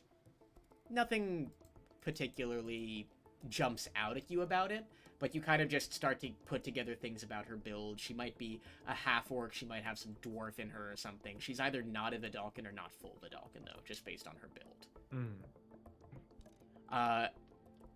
What's the plan, guys? Do you want to go to the bakery? We're going to the fucking bakery. All right. I'm going to do the talking. Let's I see have how- a plan. Let's see how quickly you get there, because a few hours have passed. It is probably the afternoon now, and bakeries close before the evening. So, can one of you make a survival check? Yes. I've been waiting for This this. guy's got. I've been waiting for this. Damn it. At 11. Uh-oh. So, it takes about an hour, even though you're so close to the residential district, Wow. to find this bakery. Hedrover, maybe you're too confident. Maybe I'll be you're like, just so Hedrover, I lost. feel like we passed that Should I that- take the that eye building patch off this or no? a couple minutes ago. Are you sure we're going the right way? The sign says go this way. Hold on. Don't question the wise old man. But yes, we should follow the sign. Well, if I've learned my lesson, it's listen to what Hedrover says. Let's go. It takes about an hour for you guys to do this 15-minute trek over to the bakery. God damn it. Wow. By the time, Wow. by All the, my checks are so bad. My combat checks are good. And that was on an 11. Imagine a nat 1. by the time we you just- arrive, it's probably about 3 or 4 p.m. Bakery's closing, and about 2 hours, you assume, and there's a line outside of it. And oh wow. walking in, you see a single half orc trying to corral a bunch of different customers. Hey, you wanted the pastry? All right, oh, yeah, damn it, there's so many. Give me a second. How many cakes do you want again? Okay. He's running around trying to handle the place. What do you guys do? I walk up and I'm like, hi. I don't have time to talk to you. No, Get to the back of the line. It's okay. We're not here for. We're here to help, my fine friend. We want to give you a hand. We Questers, saw the Questers, get behind the counter. Put an apron on. What are you waiting for? Woo! So Yeah! the first thing Diya is going to do is he's going to expend all 5 of his magical tinkering things, and he's going to create essentially objects with like 25 words visual text that essentially becomes the menu that people can order from in a much more organized fashion, displaying over each of the items and pastries that are available to buy and purchase. Amazing. Diya, you construct this menu. Make an Arcana check for me just to see how well you do that. Sure. That sounds like fun. I'm casting guidance, by the way. Okay. Oh, So add a D4. And with this one, I will use, if it's okay, I will use my favorite friend for help. Yeah. Sure, why not? This is pretty low stakes. Yeah. Well, it's Nah, fine. I'm It's spending fine. everything on this. How much guidance did I get on that? Do you want me to Oh, roll it? It's a do I have to roll it or D4. do you roll it? I don't think I have a D4. That's okay, I'll roll it. Yeah. Okay, you got it. So I rolled a 3. So 16 plus 6 is 22 is 25. Damn. Wow. Diya, there's suddenly organization as you not only put together a menu, but you also put together like very clear directions on where people need to go in the bakery, where the line is, where the bathroom is, where everything is. Diya, you handle the organizational front incredibly well, so that is 1 success. What are the other 2 of you doing? Describe it, and I'll make you roll for it. Okay. I don't know if this counts as like a thing for a check, but I want to try and, because now there's a bit more organization, so the guy can like breathe a little bit. I want to be like, see, hey, look, see, we got this under control. Take a breath. I'm sure this has been just so rough for you, but you know, we are willing adventurers. We're more than willing to help you in your plight, and I think you can see that we've got quite a bit of tools at our disposal Hey, here. cut to the chase here. I got 2 Yeah. hours. I'm on the go-go juice right now. That's the only way. What do you That's think the about, only way that I keep moving like this. I only gotta last 2 more hours. What's going on? Why don't we help you for these remaining 2 hours and then give you a bit of overnight closing help for your shift tomorrow, and maybe bump it up to like an even 300. Oh, 300 is. I mean, these are state of the art. We gotta move quick Oh here. my Make God, a choice we gotta quickly. move There's so many quick. people, right? Sylvia, Oh my God. Sylvia, make a persuasion check for me. You may do so with advantage. Okay, amazing. And then Hedrover. Can I guide myself? No, you can't. Okay. Wait, can I give you guidance? It's cheap if you spam it. In That's this fine. case. That's fine. Hedrover, what are you gonna I've do? never guided myself. though, to be fair. So is it just a bakery? I've never Are there drinks that can be served? I have brewer supplies. I should be serving. natural 20? Oh my Session god, ever, baby. Sylvia. Woo! Oh Best my session ever, god, baby. this poor That's a- fucking that's a- baker. Okay. That's a natural 20 plus 3 plus 2, so 25. All right. Oh my god. All right. So noted. Hedrover, what are you doing? Can I be making drinks? I have brewer supplies. Yes, making drinks. Yes, you may. The drinks here are largely sweet. Some alcoholic, like maybe there's 1 or 2 alcoholic drinks that are cherry flavored or something like that. Mhm. What type of check should this That's be? wisdom, right? We just talked about the fruit salad thing.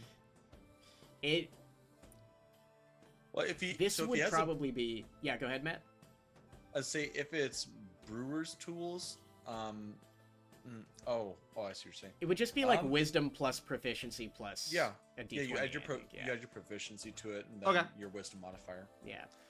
So it'd be kind of like rolling perception. or Holy whatever crap. as you- Never mind. That's still a 3 plus 2. Am I rolling these right? Alright, that's a 5 plus 3, so it's an 8. 8. I cast guidance on myself. No, you cannot. Sylvia hasn't cast guidance yet. Oh, sure. I'll cast guidance on So you. you, Michael, you can add a D4 to that, as you're all Right. kind of boosting each other up. Oh, you don't have a D4, right? Do I need to roll it for you? I'm rolling it right now. Oh. It's a +1. So 9. Yeah. Hey, Julian, can I use Mage Hand to give him a hand?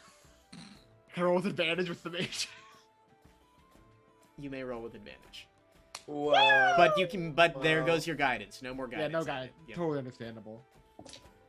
Alright, that's still a 12. Okay. 12 is better than it could have been. So Yeah. this We're getting very double preppy, prissy looking Vidalkin like takes a sip of this hot chocolate that you've served him. Goes, oh yes, rather average, is it not? Yeah, show you. Keep it moving, pal. We got customers to serve. Oh my, I never. He leaves. Yeah, keep it pushing, buddy. Next! So you all continue working through the remaining 2 hours of the shift. With the immense successes from both Diya and Sylvia, I'll say, and I mean, not a negative thing with Hedrover. Now there are drinks being served, even if they're not the main attraction. There's plenty of restaurants and bakeries you go to, even if you don't order one particular menu item, you know? Mm-hmm. So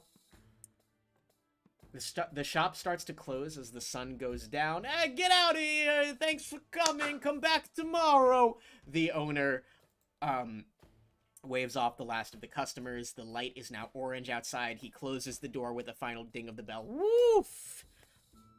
Man, that was crazy out there. I don't- Crazy. It really was. I gotta say, I didn't expect a work injury and giving birth and getting sick. Every single one of my employees was out today. Took you guys a while to get here, but appreciate the help nonetheless. Are those This was honestly more challenging than fighting an acid monster. what? Maybe for you. I think this was a bit more enjoyable for me. I had a you- blast. But you didn't want to come, Sylvia. No, I stop. absolutely wanted to. I said to myself, I cannot let a patron in need go unassisted. That's exactly those were my What would a exact hero words. do, Diya, if not help others? Which is what we're doing right now. Speaking of, Well, I heroes rolled a helping 3 on people- insight, so I believe you, Miss Hornet Lady. I'm not sure what you mean by that, but fantastic.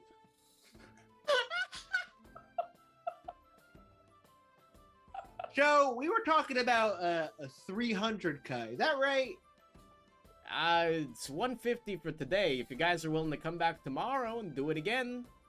150, but there's 3 of us here. That's not even divisible by 3. Put a 3 in there. Yeah, come back tomorrow. Come back tomorrow, you'll get the payment. I need to make sure that you What? guys are actually gonna be here. Just the morning shift? Yeah, just the 150 morning is shift a lot is of fine. gold. What? We can Yeah, do morning. We Just can the do morning just shift. the morning shift is fine. Just the Yeah. morning shift is fine. Wait a minute, 150 isn't divisible by 3. You trying to pull the wool over my eyes? Is there a 3 in it?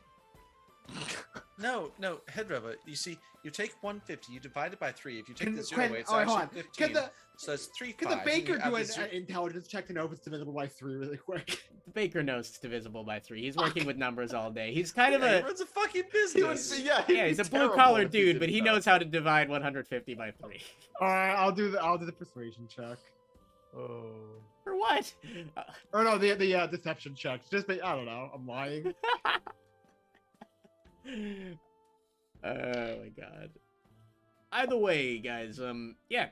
I mean, you worked 2 hours today. I mean, if I get to keep those signs, and he points up to the things that Diya put together. But do I get to What keep those does signs? last? These kids spend a lot on those signs. Oh, he has a spell, I'm assuming, yeah. There's a time limit. Well, You could always just make them again tomorrow. You know what?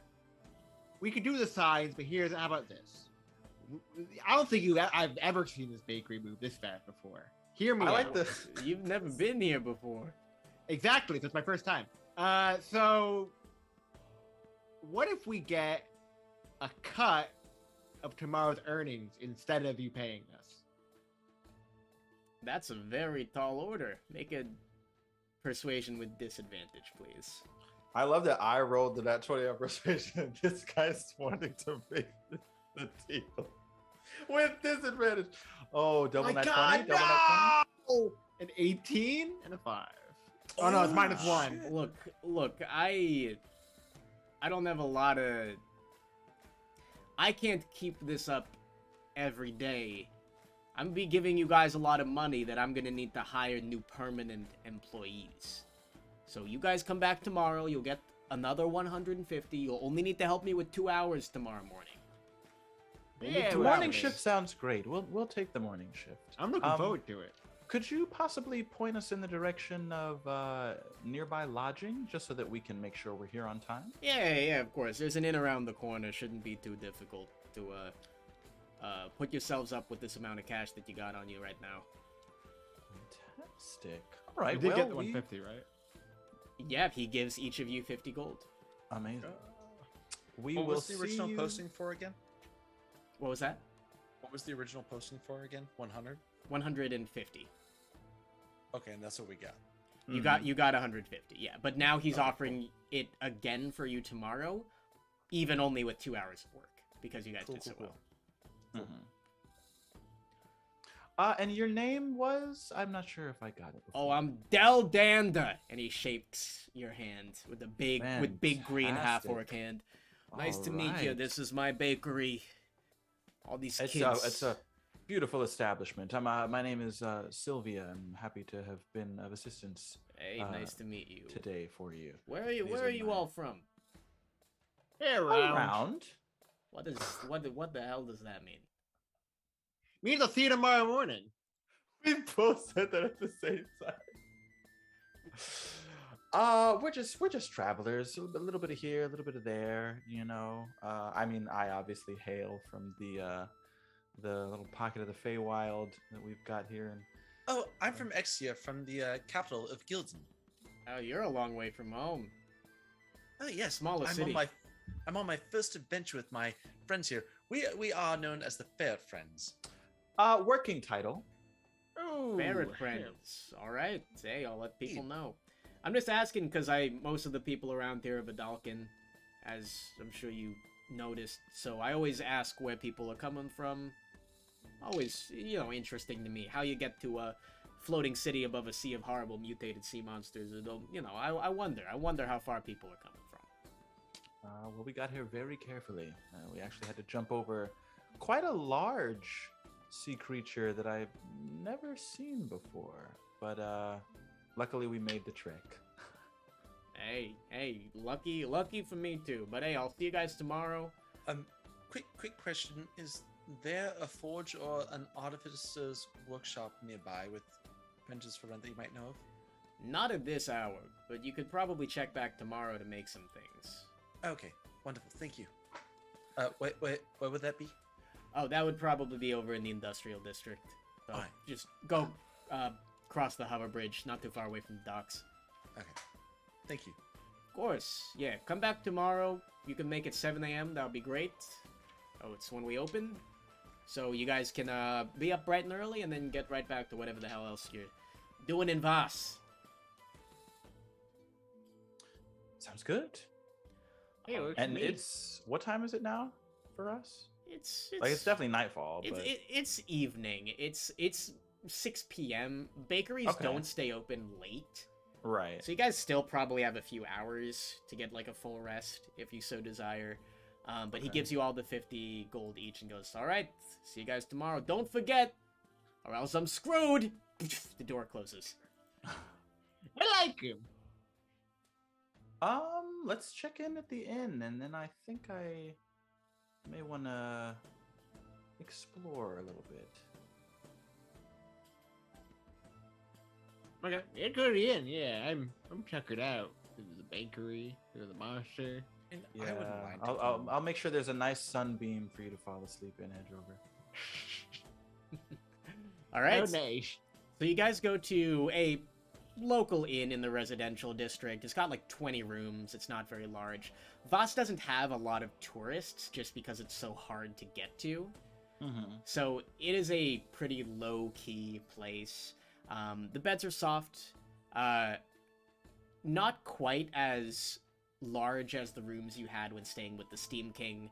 It's a little homier, though. These are more standard beds. So you're all checked in.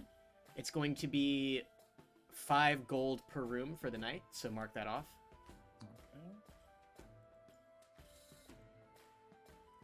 And the rest of the night is yours. Oh, and then we each got 50 gold. That's right. And, you know, just saying it for posterity, so that we don't need to have constant dinner scenes, lunch scenes, etc. I assume you guys are, like, getting food and munching on things. Yeah. That's just taken into account. All right. So what else are you guys doing with the rest of your nights? Your 3 rooms are booked. After we check in and I will have like a little grub, I want to maybe ask the innkeeper about what was her name? Lirin Evoy, yes. Lirinevoi. So, and that was the same. I wasn't crazy, right? That was the person who Farrah said was a bitch. That's right. Yeah. Oh, good. Okay, great. So the innkeeper is a tall, slim Vidalcan woman. Looks like she's probably in her 50s.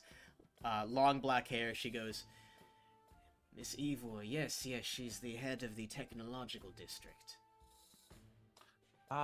Do you know if she has, I guess, office hours or anything? Do you think it'd be too late to perhaps, I don't know, have a conversation with her? Or does she typically have like an appointment only basis? Would you know? Well, she's an inventor. She's not a consultant. She doesn't really... There's no person with a clipboard you can talk to and get on a list. You'd probably just have to go and check if she's busy or not. Oh, okay. I don't personally know anyone who would go and do that. She is very important. But I suppose you can give it a try. Okay. About how far away as a walk do you think it would be for me to get there from here? Hour. It's back in the technological district. Okay. It's about 6:30 now, so. I'm going to walk there. All right. And Hedrover and Diya, are you accompanying Sylvia or doing other things about the city? I'm gonna go talk to. It was Farah, right? That's right. I'm gonna go back to Farah. Okay. And Diya, where are you going? Diya wants to see about renting a space like crack of dawn for some like artificery work. Okay. We'll resolve Diya first, since that's very easy to do. Diya, just roll persuasion to see how much this is going to cost you. Fair. You're not going to have any difficulty booking it. Booked and busy. Where is persuade? Jesus Christ. Oh, there it is. My +0 to... Oh, all right. I rolled 16. Okay. Okay, so booking a space is only going to cost you about 12 gold to get some work done. Great. I'm just going to go ahead and mark that off in advance. And that does include the resources that you are going to use, most likely, as well. Lovely. All right.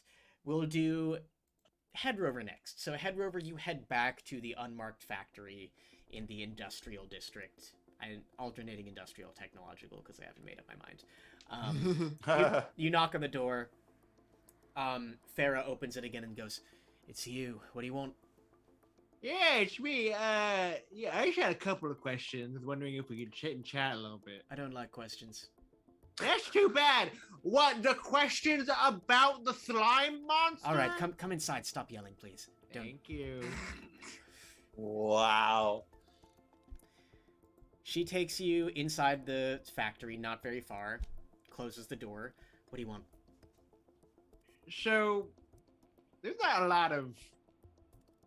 How do I put... There's not a lot of magic in this city. And you're out here doing scientific research, and somehow wound your way into making an acid elemental. How did that turn out? Well, it turned out badly. I meant how. How did that happen? Trying to create new energy sources. The city is run entirely on Magitech, but it's a Magitech grid. So, to be quite frank, I'm hoping to develop a patent for some sort of nuclear energy that could power the city of Vaas in case the Magitech grid fails. I didn't do so well this time around. Clearly. yes. Yeah, there's 4 deaths on your hand. Maybe more, actually. 6 by my count if we count the pirates. I won't count them. Good man. So it's a bit of a hard sell. Number one, on account of the city's history with nuclear weapons, or the fallout, nuclear fallout, I suppose, and also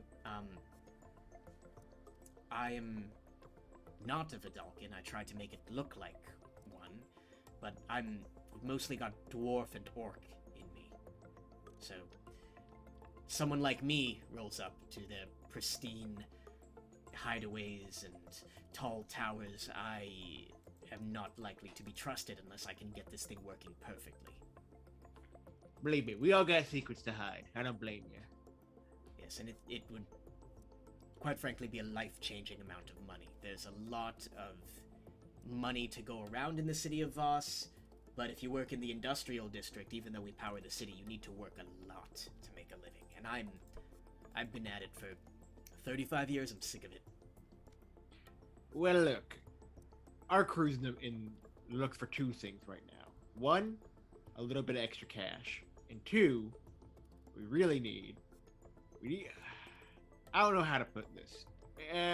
We're looking for alternative fuel sources as well, because we had a kind of rough go around with one. Alternative fuel sources. Interesting. Yeah. Such as? Not such good luck. How do I put this? We had about as good as luck as you did. Alright, well, I wish you luck with that. Well, luck is not what I need right now. Is there something that we can do to make your life a little bit easier? Scratch my back. My back's kind of wrinkled. And I don't want to scratch your back. You don't. I'll forget you said the last 2 sentences. But the work part. The work part. The research part, even. Would you be willing You need extra to... muscle. You came here on a ship? That's right. Would you be willing to plumb the waters for nuclear fallout for me to make a little more progress on these experiments? Will you be willing to line my pockets a little bit to make that more worthwhile? I would be able to. Sounds reasonable. Alright. Be very careful, or you'll get eaten by the giant serpents and krakens and other creatures beneath. But if you could extract some nuclear energy from below the city, a few barrels worth, really all I need. I'd say 400 for 3 barrels. 500 for 3 barrels. Persuasion check for 3 barrels. Yeah, it's not. No, I did not make that. 400 for 3 barrels. Yeah, it works for me. Now look, I have one thing I want to ask you. Another thing I want to ask you, actually. It's not going to cost you anything, but I'm somewhat of a learned man myself. Do you happen to have your research line around about these alternative fuel sources? It's only about nuclear energy, but I can tell you what I know. I can scribble it down. I don't have it in a book. I've been working at power plants since I was a little girl, so I can give you what I know in that regard. Perfect. I'll take it. Very well. Anything else I can do for you? I think we're good. I'll see you around. Us dwarves gotta stick together. And gives a wink, lifts up eye patch, winks, and then walks out. She looks very touched by that last comment. like it's something she hasn't felt camaraderie in a long time. So Hedrover, you leave, and Michael, give yourself an inspiration point for that. Ooh. Inspired. Meaning, you get a free reroll on any check you want. Ooh. Nice. Let's go back to the bakery. we're gonna have to in a few hours. And Sylvia, while all of this has been happening, you make your way into the industrial district as well. You go a little bit farther. It's a pretty quick walk if you so decide to make it one, because you are a satyr, you are fast, you are agile. So it probably doesn't actually take you the full hour to get there. But you follow the directions given to you and arrive at a workshop. And you know what? Diya, we'll say that you were able to book a room in an adjacent workshop. Diya, you can be there as well. Hedrover, you're in the district. You can be there as well. All three of you, if you want, can be together for meeting Lirin. I'm down. Cool. I think it's more of a coincidence. Dia just kind of happens to be walking out and sees Sylvia walk. Oh, Sylvia! Hello! Yes! Hello. How are you? Hi. Yes! What Good. are you doing here? I'm here to talk to Lirin. Oh, the B word, right? No, right. So just because, Brilliant. you know, That's one right. I person hear said you say the that B for word from her, a yard away. Oh, you know, Hedrover, you're that's- here as well. That's just one person's opinion. But no, it's it's more of a thing that I talked to the Steam King about some stuff, and you know, he told me to speak to her and tell her that you know that he sent me. So I was just gonna Clearly, gonna go we must pop in. go. Yes, No. onward. Yes, No. Come, It's Sylvia. I don't want to Hedrover, take you from let's your go. work. Adventure. No. Adventure. I no, can't no. wait. It's gonna be so fun. What if, because you know she's very busy, and we don't want to take up too much of her time, just so that I make sure that I am able to, you know, tell her the stuff that Steam King told me.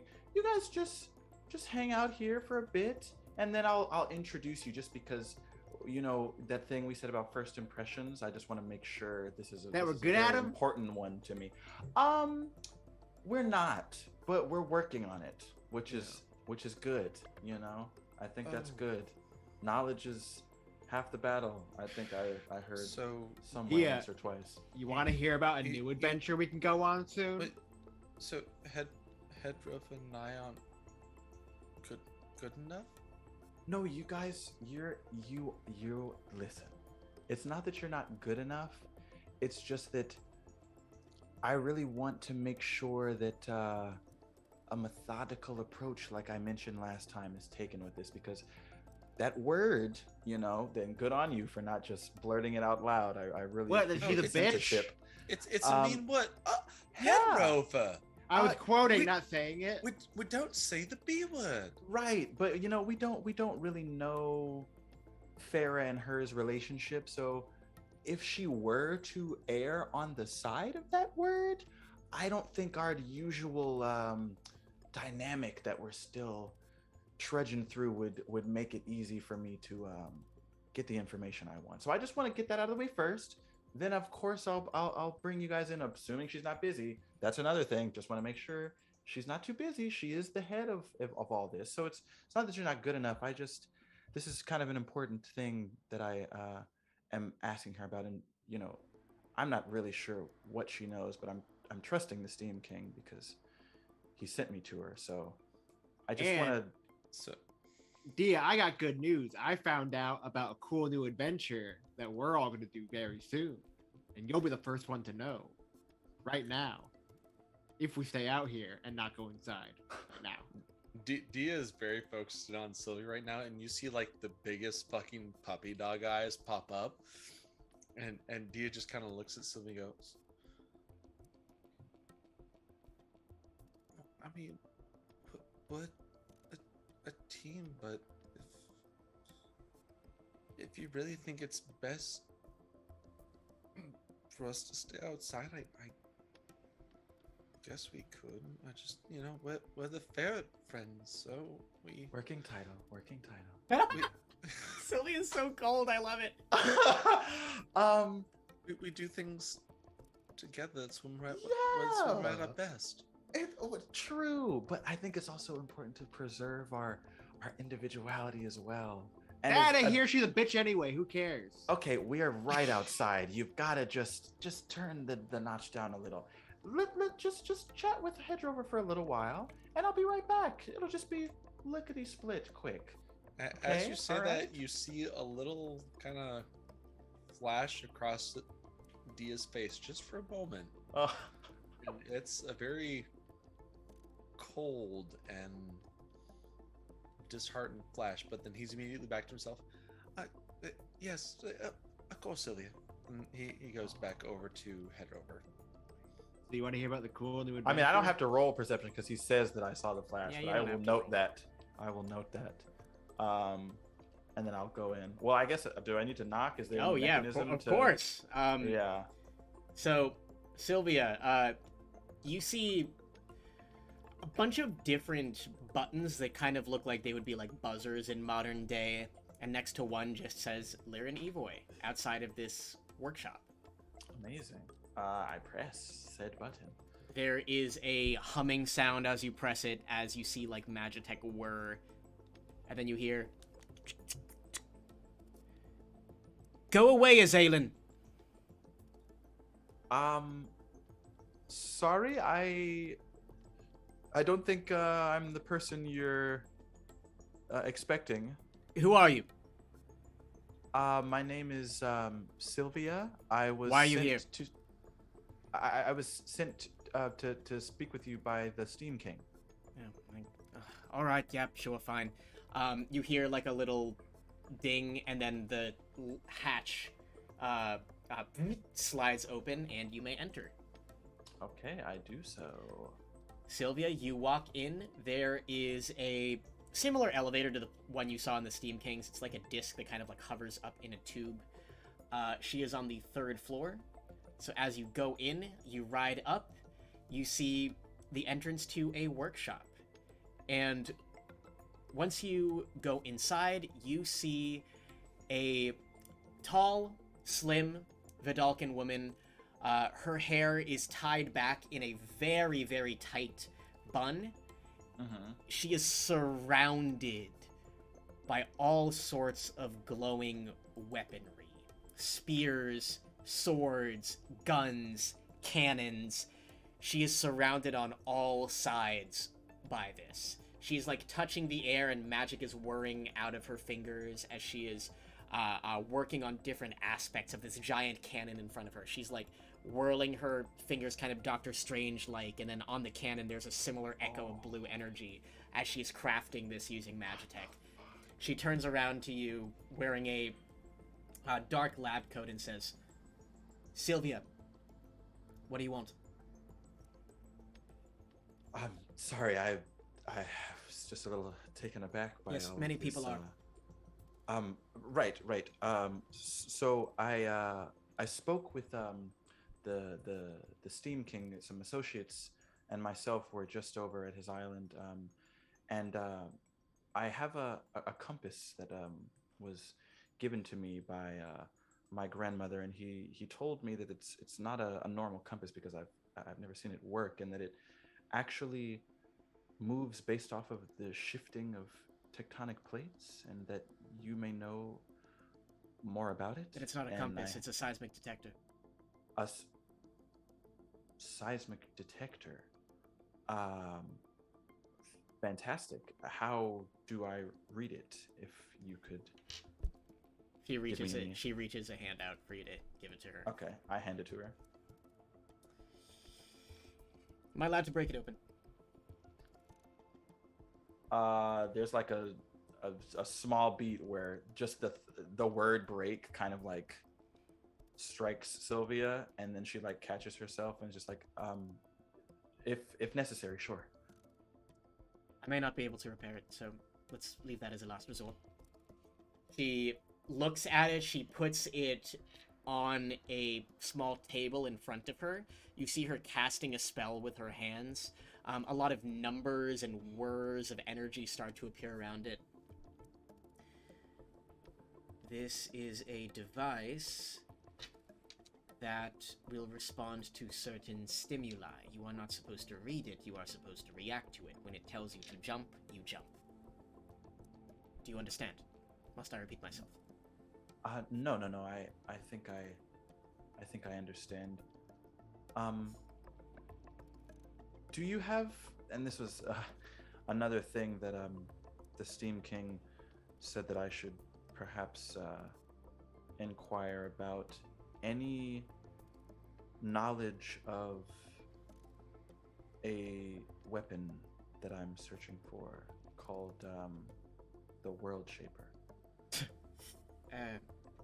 Very old weapon you're searching for. Certainly inferior to the marvels of the modern day. That's what? Century? 2 centuries old?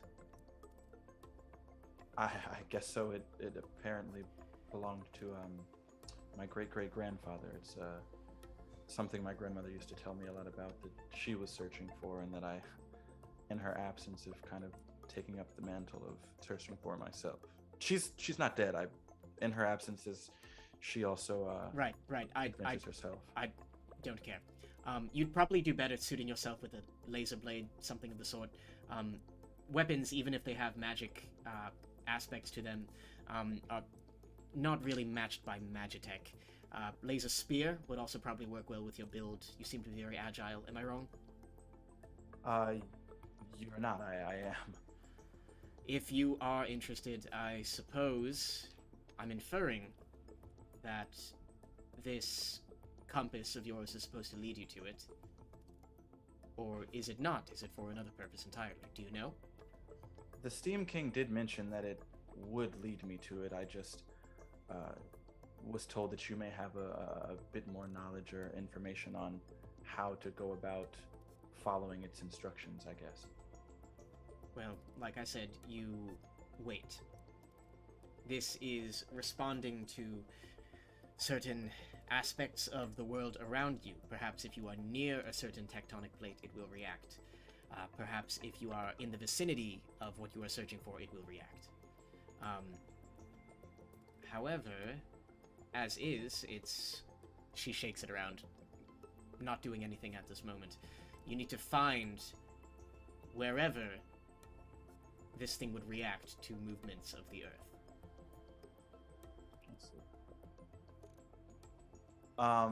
And then I guess I reach to take the compass back to see if she's, I guess, done with it. She lets you take it. And then I say,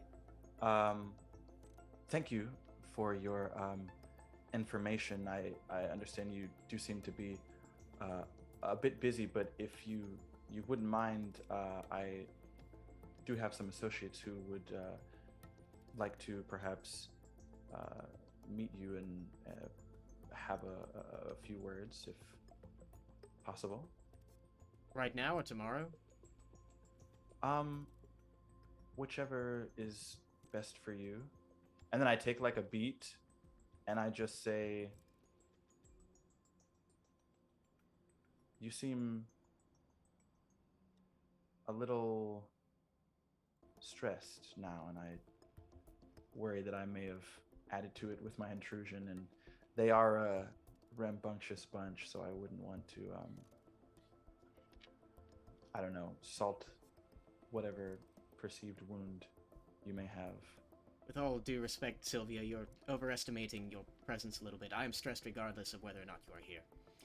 If you decide to invite them up, you may. I am a busy person, and as she's talking, she's like moving a number of different Magitech devices around the table. The very city of Vaas depends on my calculations. I do not have time to falter them. If these compatriots of yours wish to meet me, they may. If they do not wish to meet me, they may not. It is, again, largely inconsequential to myself and my work. Can I do an insight check just to kind of... I want to see if there's like, if it is just the general, okay, I'm running everything kind of stress, or if it's like actually pointed towards something else in particular. Or just also get an idea if, even though she says I can bring them up, if bringing them up is going to just be we're gonna get You kicked can out of roll. the You city. can roll an insight check. Yeah, absolutely. Okay. That's a 16. You've been given no reason to believe that she would treat them differently than she treated you, which is largely to be very factual and probably dismissive, but she will not turn you away.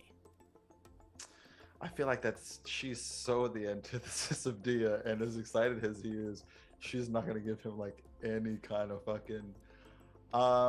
Okay, I will go back, or I guess I'll say, do I need to go all the way back down to bring them back up, or could we just let them in from here? They're outside. Yes. I can call them in if I need to. Yes. Then please, by all means. She does a little gesture with her hands.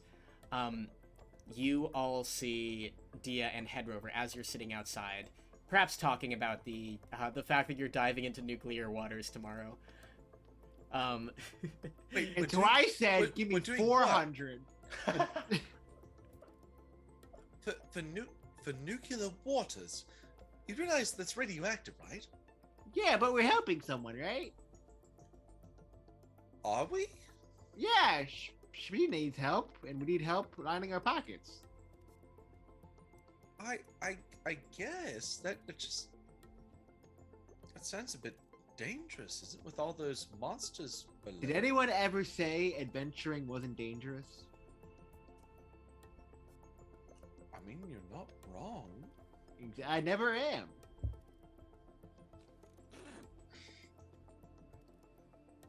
What with me being your elder?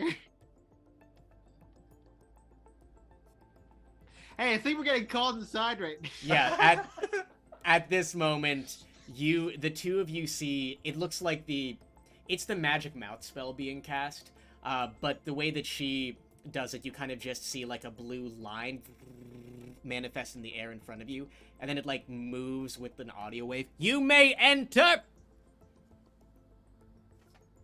Oh, we can go inside. All right, let's temper our expectations. Diya runs He's ahead. gone. Diya runs Very ahead. slowly walking behind.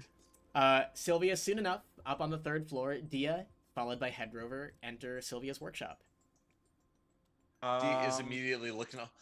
Oh, look! Oh, this one has the modification for the long range, and this Don't one. Oh my god! touch it. Back, 3 feet. Go. I'm whispering into Dia's ears. So, Diya, remember what I said about we're not gonna use the B word while we're in here, but I want it to be in our back pocket of our brain, right? Can I That's so cool! Look at it all! There's so many weapons in the. Oh, this is magic I've never seen on this oh level no! before. I mean, Ow! Diya, my head hurts from the noise of the machinery. We should keep our voices down right now. wait, all the calculations. You So are they understand? going to The work ask was me done. something, or are they just going to chitter in the background? I need This is things. about what I meant when I said rambunctious. They're just. Oh no, I'm not rambunctious. This is absolutely fascinating. Your ability to cast multiple spells at the same time and to facilitate everything that's happening all at once. It's absolutely incredible. I mean, how do you manage so much all at the same time? She You're points absolutely brilliant. at Diya. Where are you from? Well, Diya blushes a little bit. I'm actually, I'm from Gildan. Overpopulated, technologically inferior. You, where are you from? She points to Hedrover. Oh! Don't worry about it. Interesting. Feywild? She points to Sylvia. Yes. Very Say well. technologically inferior, but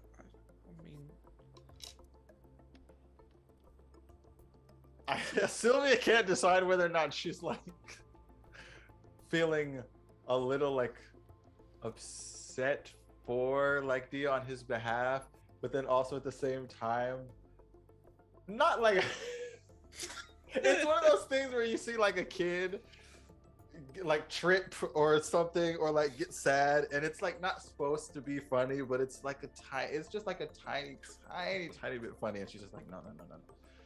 He really wanted to see this, and like she knew he'd be really into it, but he also knew that she'd probably be like really bringing him down to peg on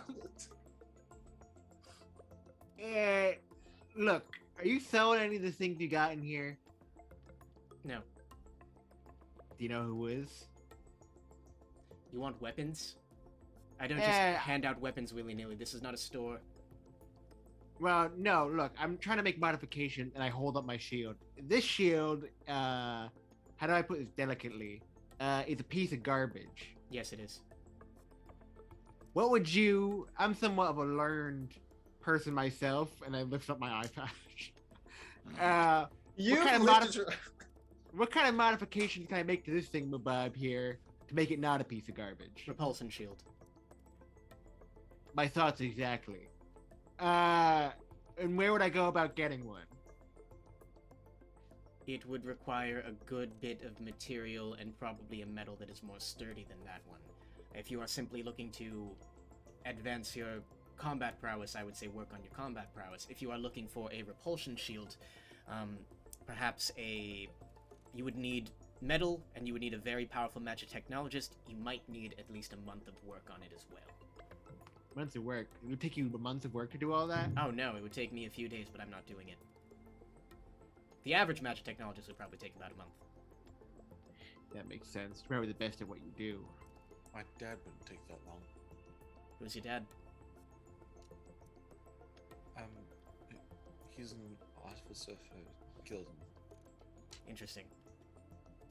Gildan's artificers are supposed to be the best in Exea. He's very good at what he does. He's taught me what I know. What do you know?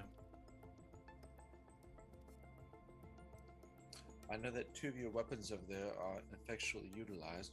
You're using 2 streams of magic that could be efficiently operated if you were to combine them rather than run them separately. Not a bad idea. There's a good chance that it would explode. However, I'm quite used to explosions.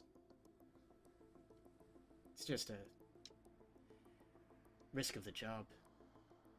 I'm not an inventor. I'm a weapons expert. Every single one of these things in this workshop is designed to kill as efficiently as possible. That is the job that I do in order to keep the city safe from the things beneath us, in order to keep the city safe from miscreants of all kinds. So, boy, and she looks to Diya, do you one day prove yourself worthy? Perhaps we can have a more engaging conversation. As is there anything you would like to ask me before I return to my work?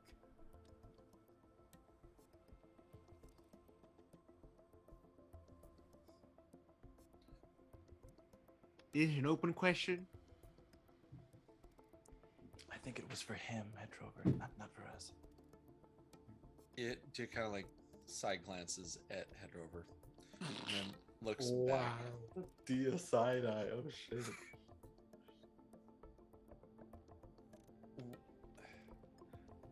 What can I do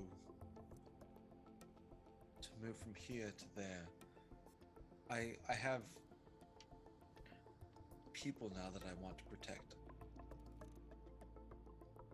She stands for the first time. He is of an equivalent height to you. She stares you dead in the eye and says, "You will have to make a decision one day on what type of warrior," and she like looks at the blade that you have, "you want to be. Are you a defender, or are you a killer?" I've made my choice. And let me say, killers tend to be much more powerful.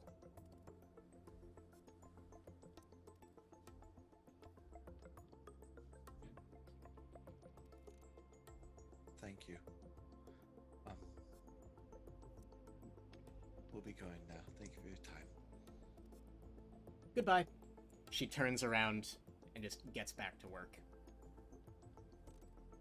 No show, no nothing. Diya turns around very stoically and walks out.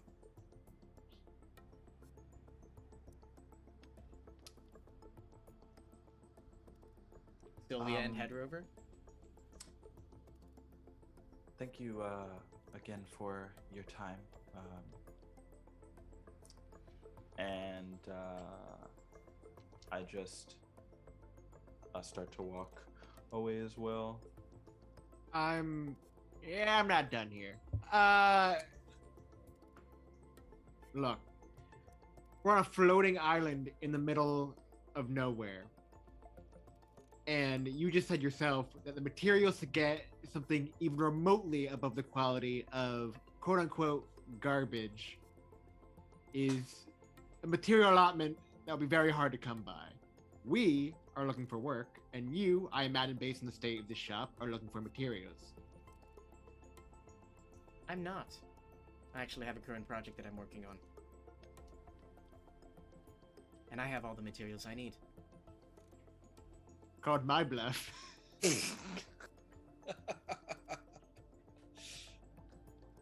You wouldn't happen to need any extra hands on deck for this project, would you? I don't let anyone touch my equipment other than myself.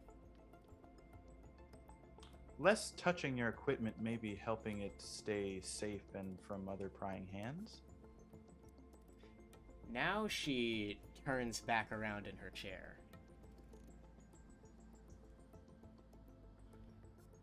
You are mercenaries. Adventurers. Killers. Yeah.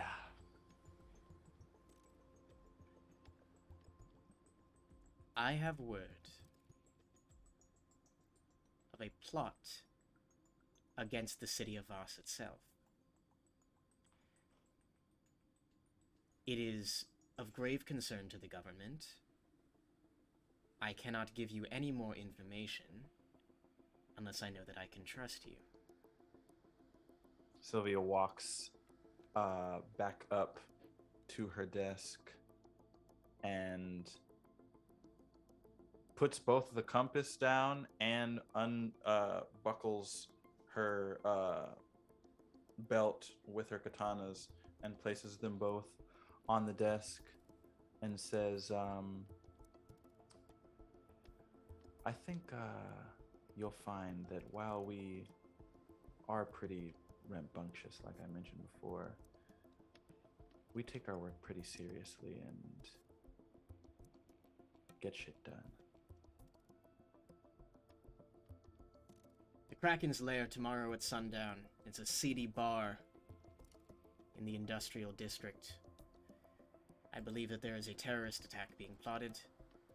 I know that they are going to be meeting at that bar. You show up there tomorrow evening. You stop that plot. Maybe we can continue speaking. I'd be delighted. I wink at her and I take my stuff off of the table. Don't and do then that. walk back. She says in response to the wink. Can I make an insight check to see how much she hated it, or if it like softened her? Was there a glimmer? You can make an insight check. Let me make an insight check.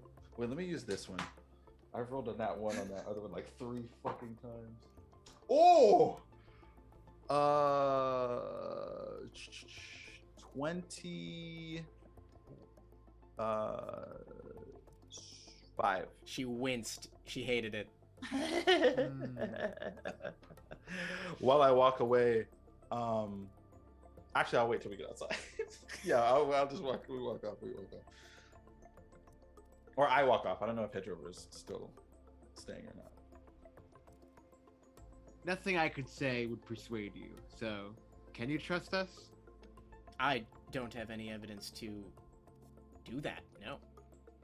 Exactly. I'll see you around. And I leave. It's almost as if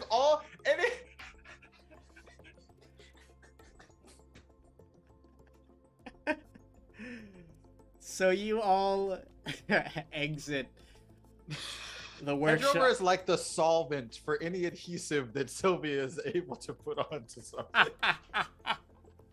He just I'm melts trying- it away. I'm trying to do reverse psychology where this person thinks they're so much smarter than we are that rather than trying to my persuade them, I'm trying to convince them that they persuaded themselves Oh my to do this job right.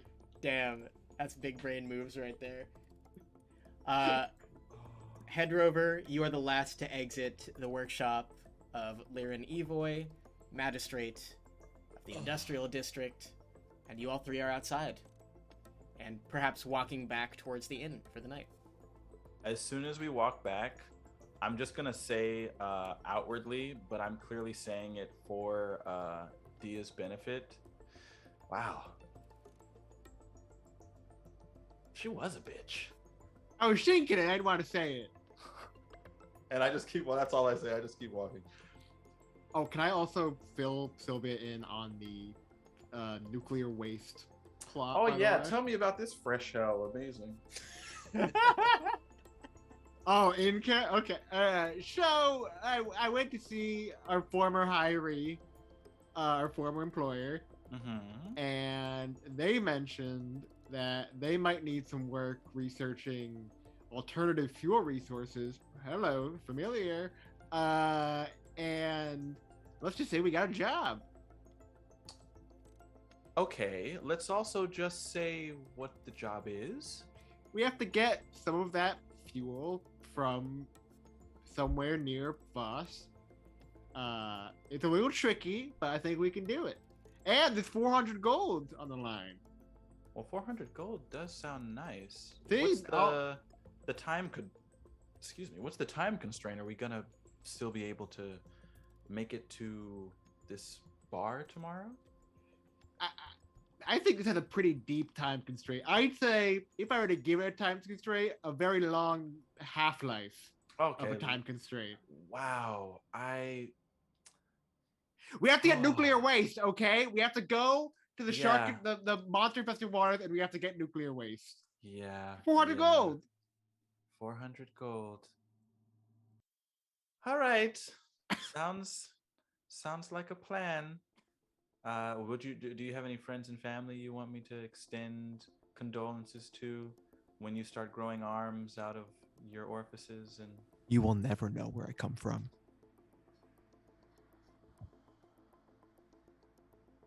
No, I'm good. Let's keep going. I'm gonna hit the hay before that bakery job tomorrow. Sylvia laughs to herself for a second.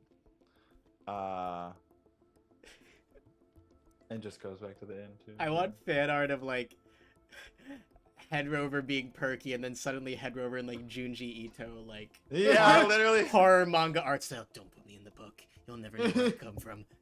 And then when he does that, Sylvia's face is literally Saitama, like, okay. You all are walking back to the inn. Diya, how are you feeling? Oof.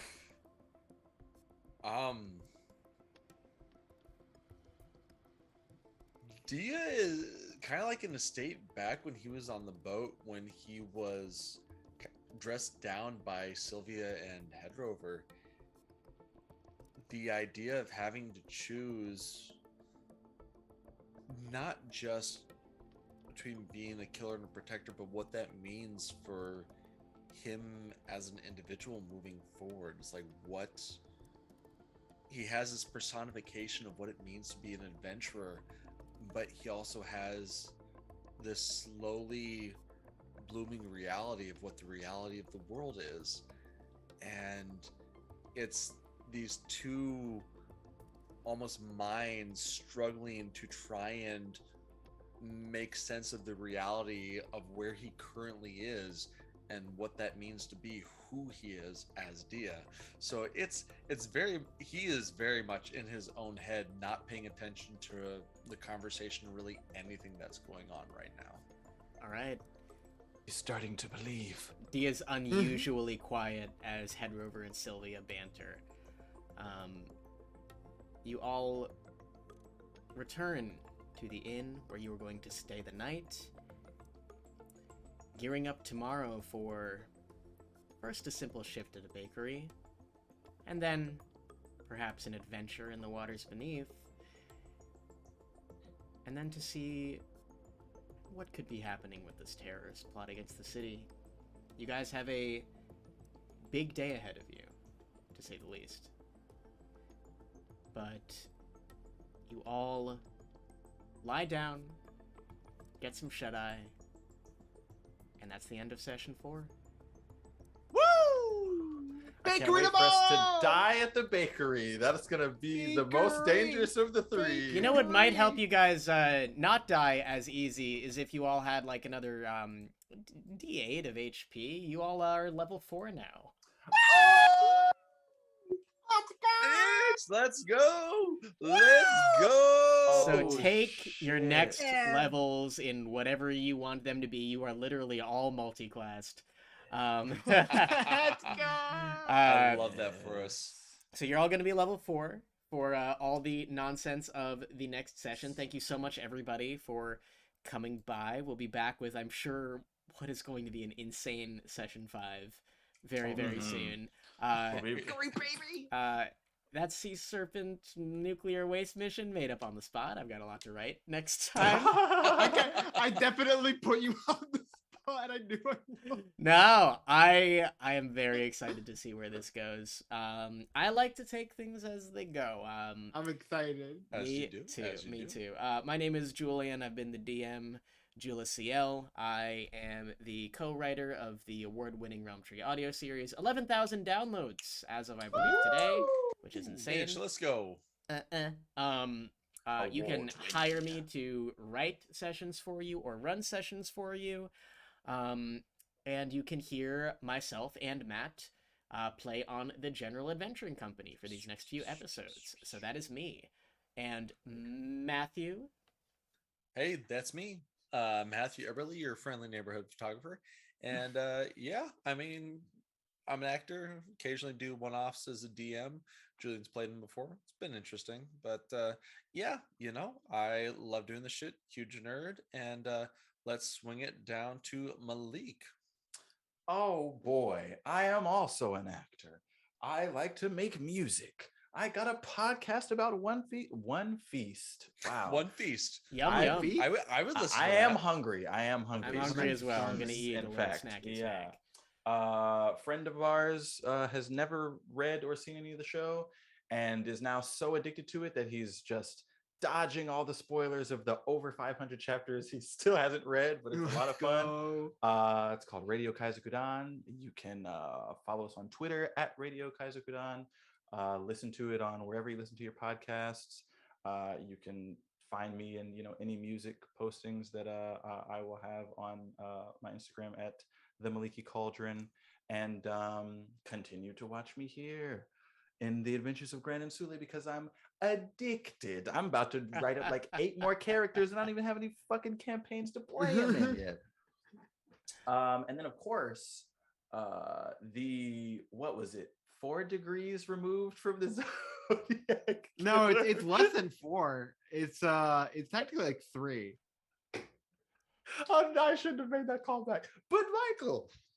Hi, I'm Michael. You might recognize me from the beginning of this episode. You can follow me over on Twitter at Steam_Gorilla and on Twitch, just Steam_Gorilla.